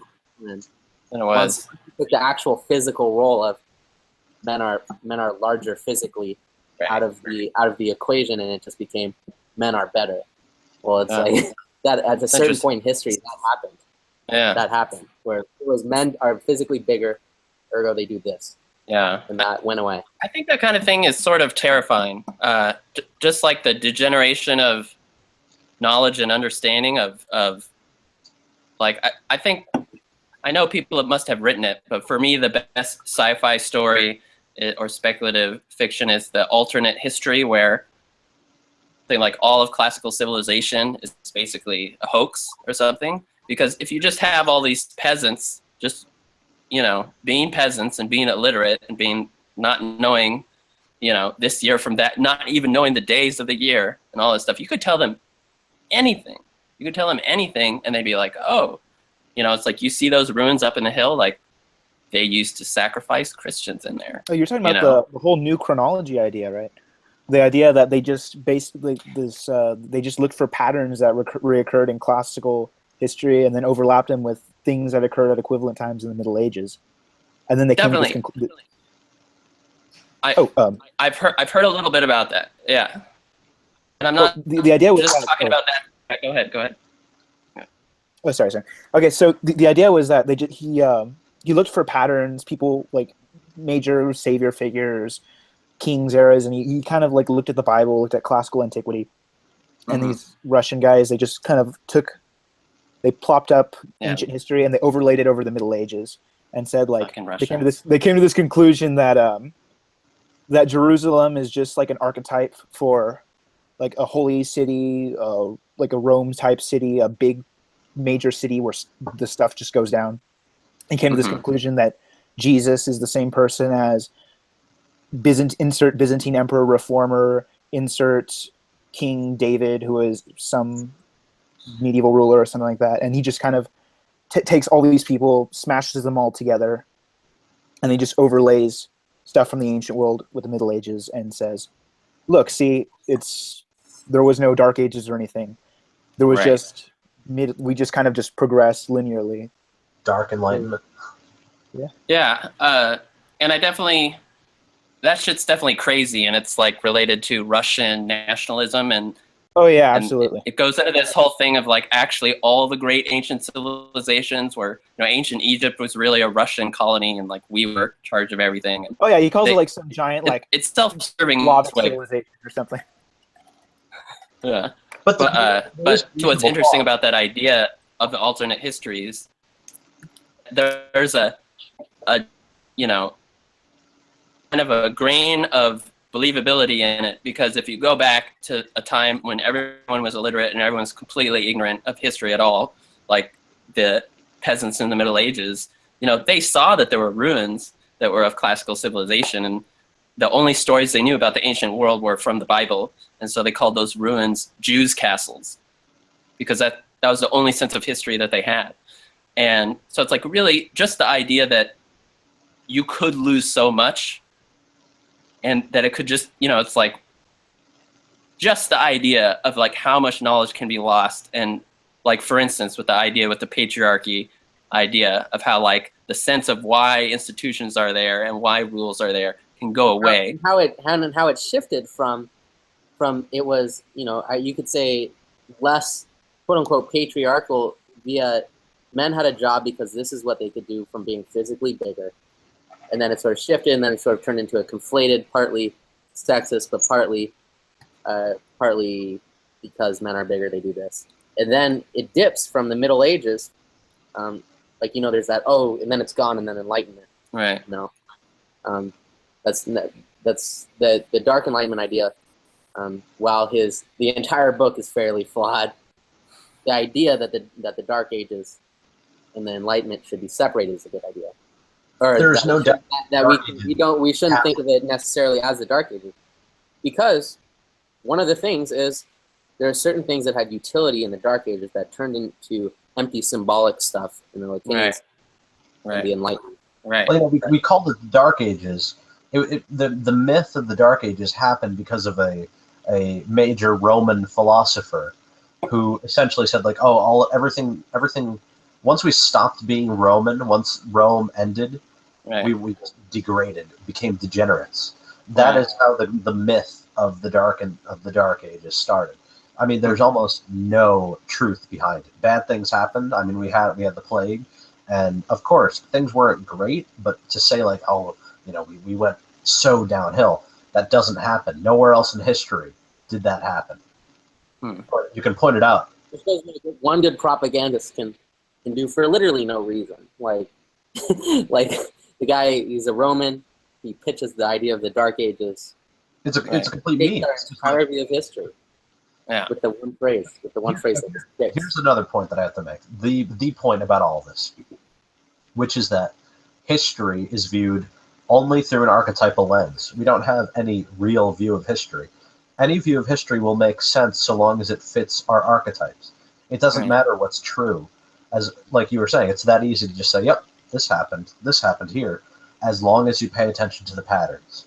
Long as you can see, like, this is what people have believed, change it a little bit. You can change the characters, change the skins, change the location, but the myth is going to stay the same, because there's just a way that we believe things.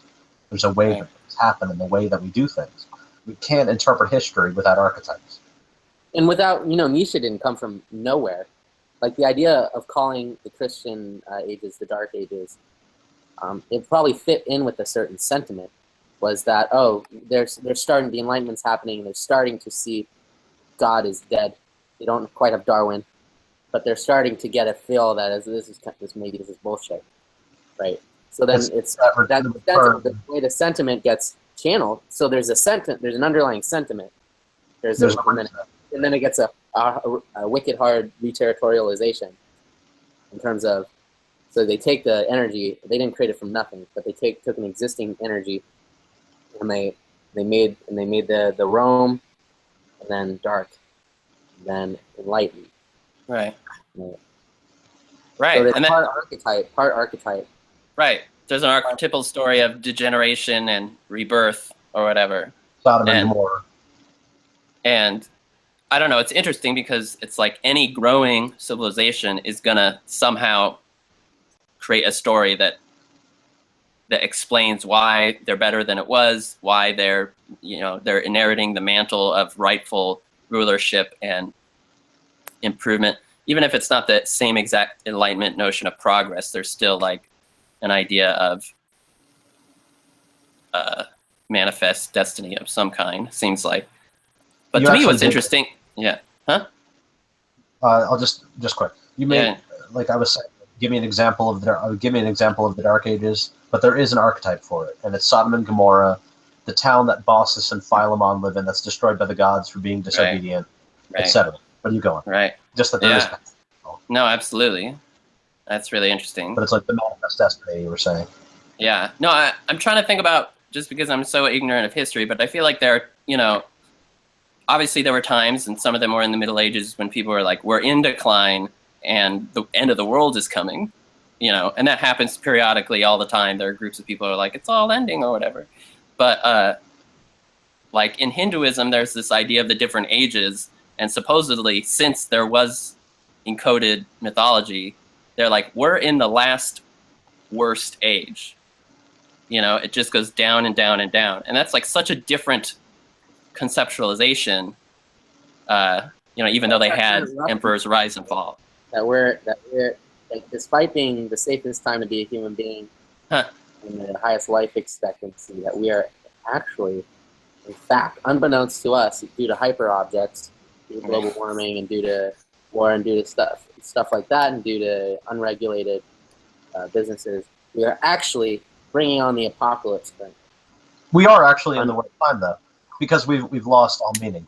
Because we're able to do this. The entire point of life in the past was to find meaning and create meaning. Now that we have destroyed all meaning, now that we are in the postmodern reality, now that we're in an analyst reality, we have killed any chance at having a meaningful, good life. So that's our, well, see, I mean, I don't know, I'm chilling.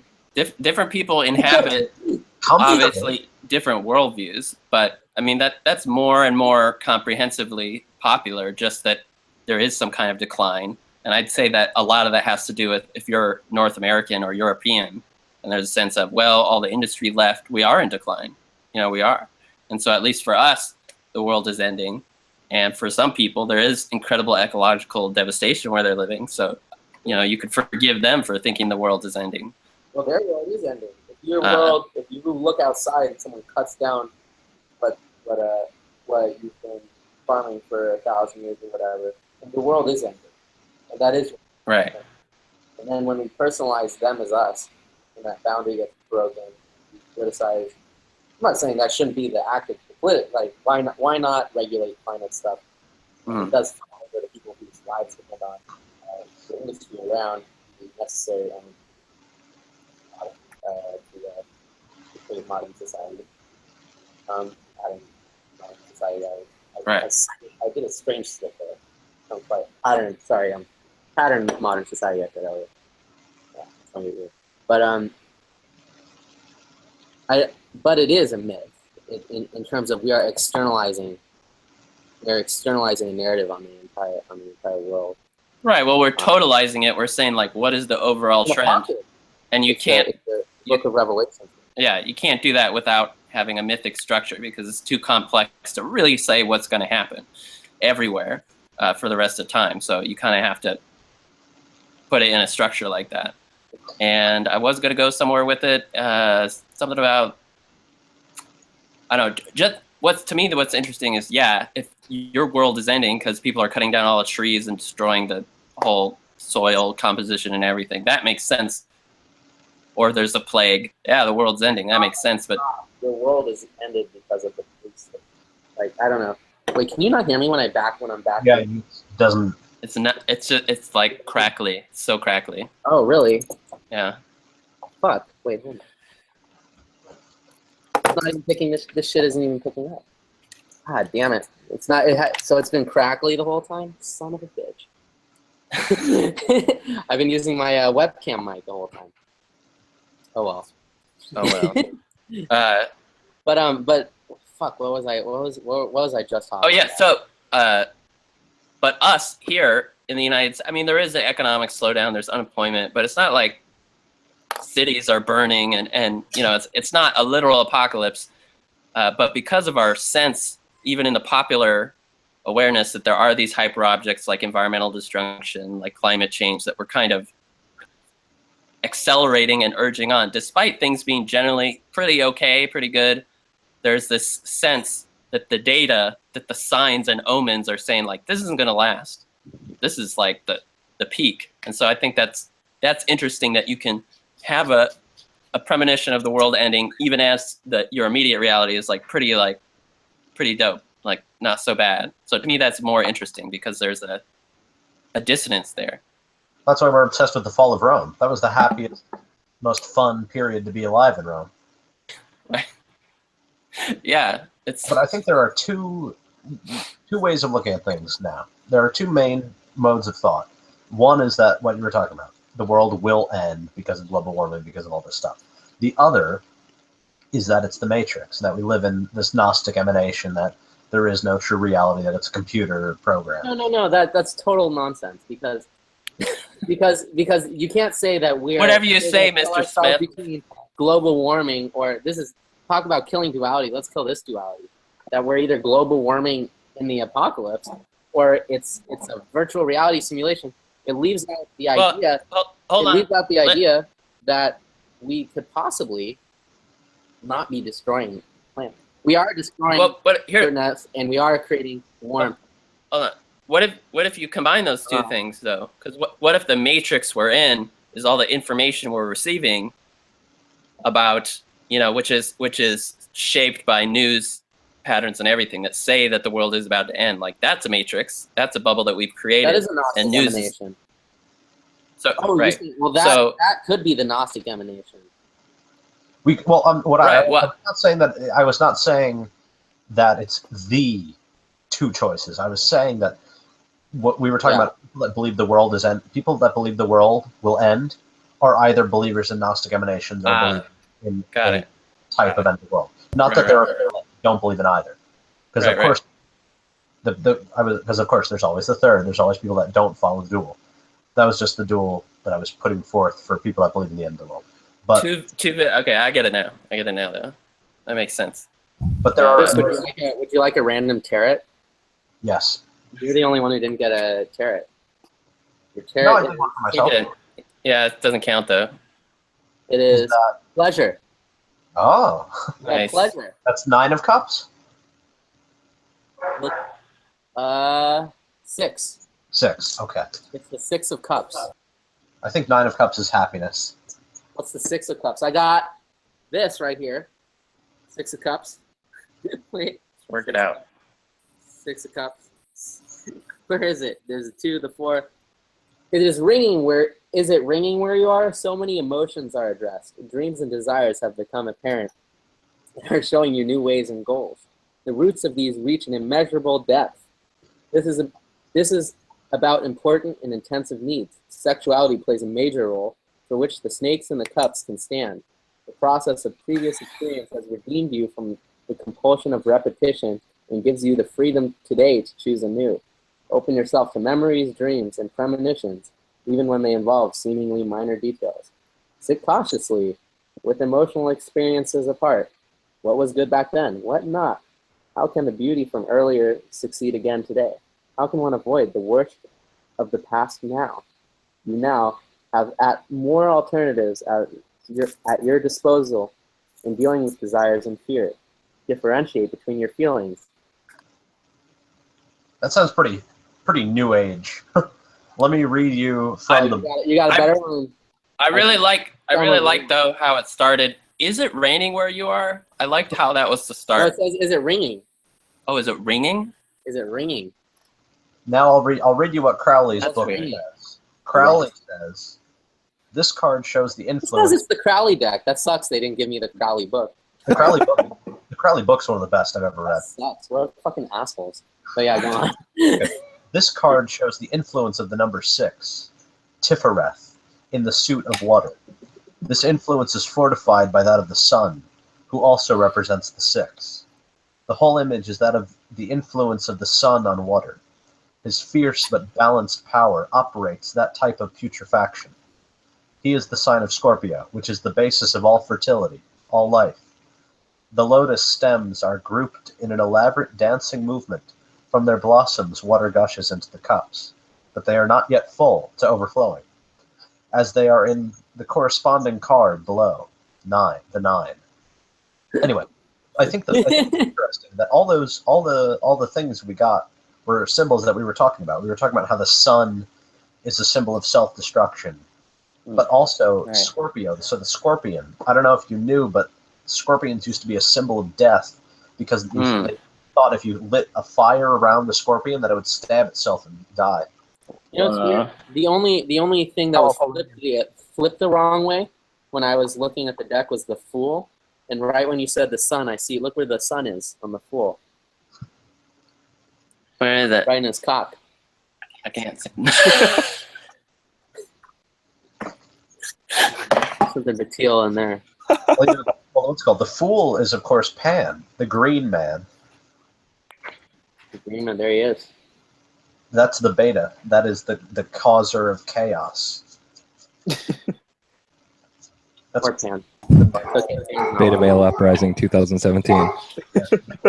You were There he is. I was wondering. I wonder if John walked away.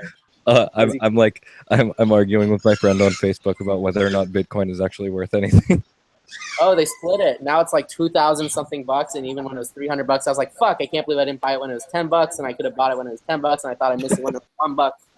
I know. There's a guy that went to the university here that made $2 million on Ethereum. Oh, fuck him! No fucking bastard, right? There's a kid that goes to one of my friend's high school and made millions in investment in like senior year. Just crazy. It's one thing to invest in like a stock that is a company, and then it's another thing to invest in an algorithm with zero tangible existence, except we decide it has value. It's like taking the anti-gold standard to the max. It's so good. It's great. It's like our money's worth nothing, ergo the economy is going to fall apart. Full libertarian. So the libertarian says, well, we need to return to a metal, which is physical.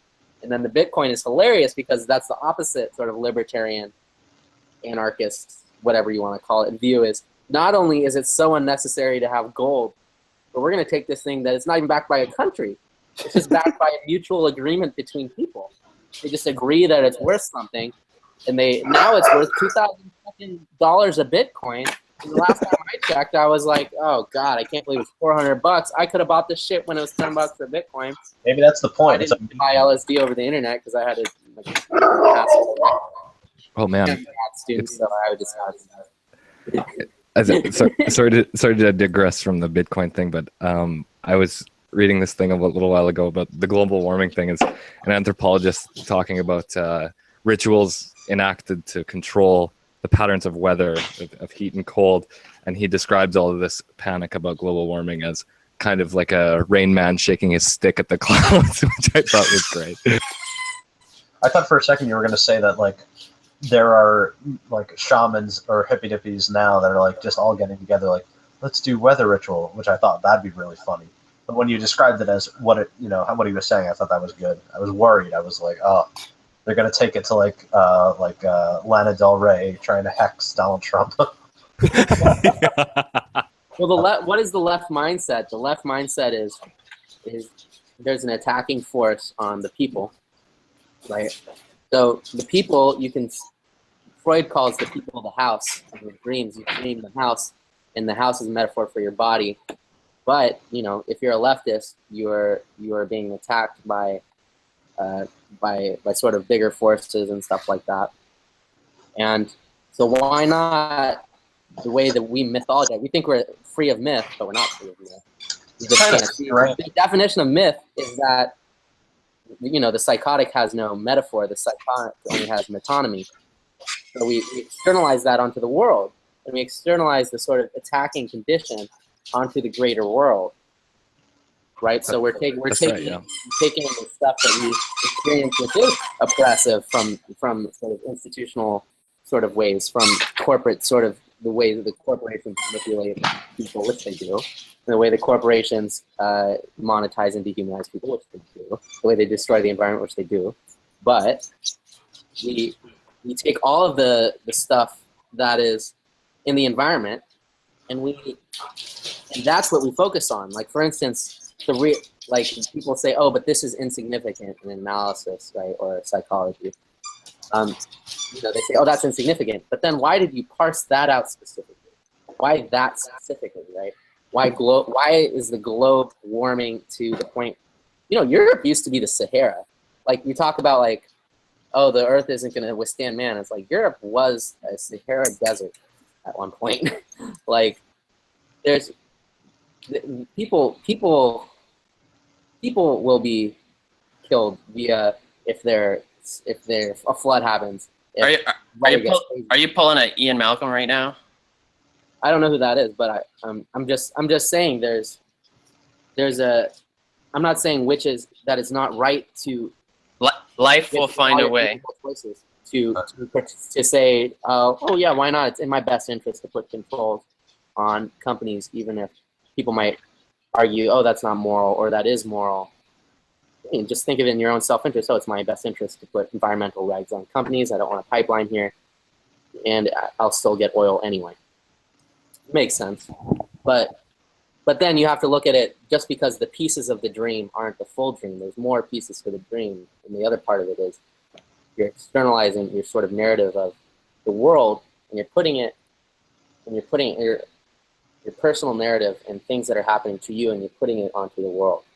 And I think that's what's so frustrating when I talk to people that, even though I'd vote the exact same way as them, I just, I call up like my leftist friend who's like in the Democratic Party, who's like a Bernieite, and I go, how should I vote? And he tells me how to vote. And I go, okay, cool. I the exact same thing. Like, I have a friend that works for the government here, and I don't care about politics enough to really understand it, but he really does. And so I just ask him, I say, Elias, who am I supposed to vote for? And he tells me to vote for, and so I do. Exactly. You got to, isn't that the Republican action? That's a microcosm of the Republican. Yeah.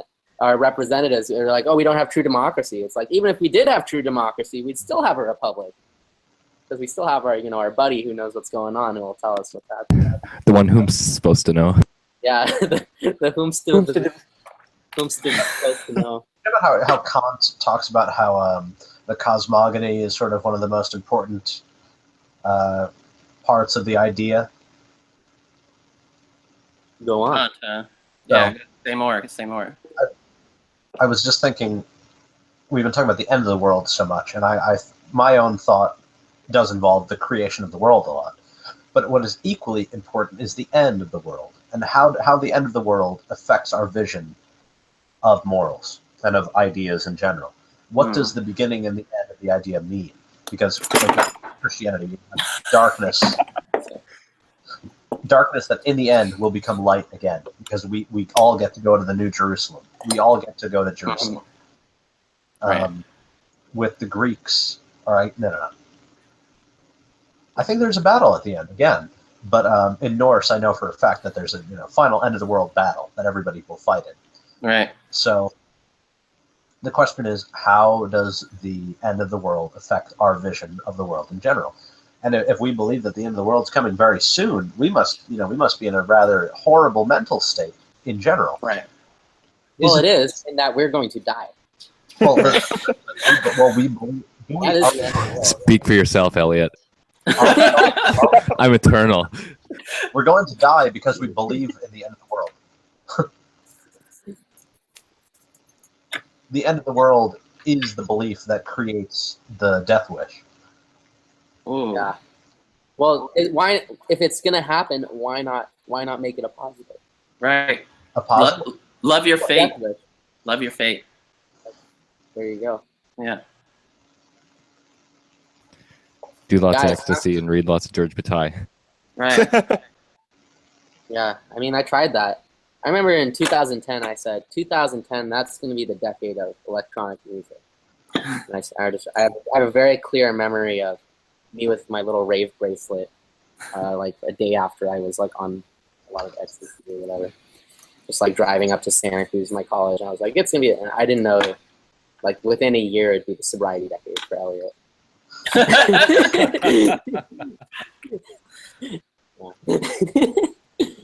Crash and burn real quick. With the so that was a little world ending right there. It was a little one world ended. The burning in the yeah. Well, that's sort of the alchemical way of looking at it. Is that every end of the world is in fact just putrefaction. It's just the step right before the creation of the alchemical gold, the red stone. That's sort of the point of the phoenix. Right. So, every and that's of course what tarot says very clearly. You have judgment, you have the end of the world, followed by the new creation of the world. Mm-hmm. Guys, are you ready for the end of the world currently? Like right now? Am I ready? A microcosm? Are you ready for a microcosm of the end of the world? No. I have to go. Oh, we're gonna end. We're ending. Rip. Is everybody ready? This is. I feel very. There's a profoundness that will disappear as soon as I end this chat, which is sad, but in a way, it's a little microcosm of the end of this little ball of sanity. Well, thanks for hosting this. This was really great. Yeah, let's do it again very soon. We will. We'll do these Google Hangouts, and I think we were trying to figure out the way that we wanted it to do it, and I think it's good as these like, after our first Google Hangout we did, I was like, that's a good just processing. And I don't even know if it's processing, but there's something about talking with people that know the subjects that you're talking about, and it's very, there's something good about it. Let's continue to do these sort of things. Although that's a gross territorialization of it. I'm like, oh, that's disgusting. You really got to wrap it all up. And I looked, and behold, a pale horse, and the name that sat upon him was Death. And the end of the podcast followed with it. A thirst. What is it? A thirst for. What is it? What do I call it? A thirst for Deathscussion. I'm gonna play it out. You got something? You got something to play for us? Yeah. I'm ready. Loading. Maybe it's not gonna. Loading. It's not gonna do it. Loading.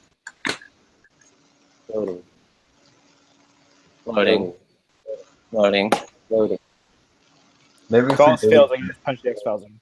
Is this how it ends? Not in a bang, but in a buffering. No, I'm waiting for the song. But it's like Zizek said. Ever since Zizek said the handshake thing, people give him a lot of shit, but that the sort of the mundane thing repeated over and over as a sort of like. Wait, I got something here. Okay. It came online. I've been addicted to you. Goodbye, my lover. Goodbye, my friend.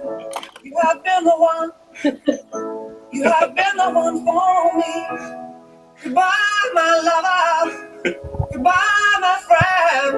You have been the one. You have been the one for me. Rip. I gotta go too. See you guys. All right. It's been a pleasure, everyone. So long. Adios, gentlemen. When I wait. All right.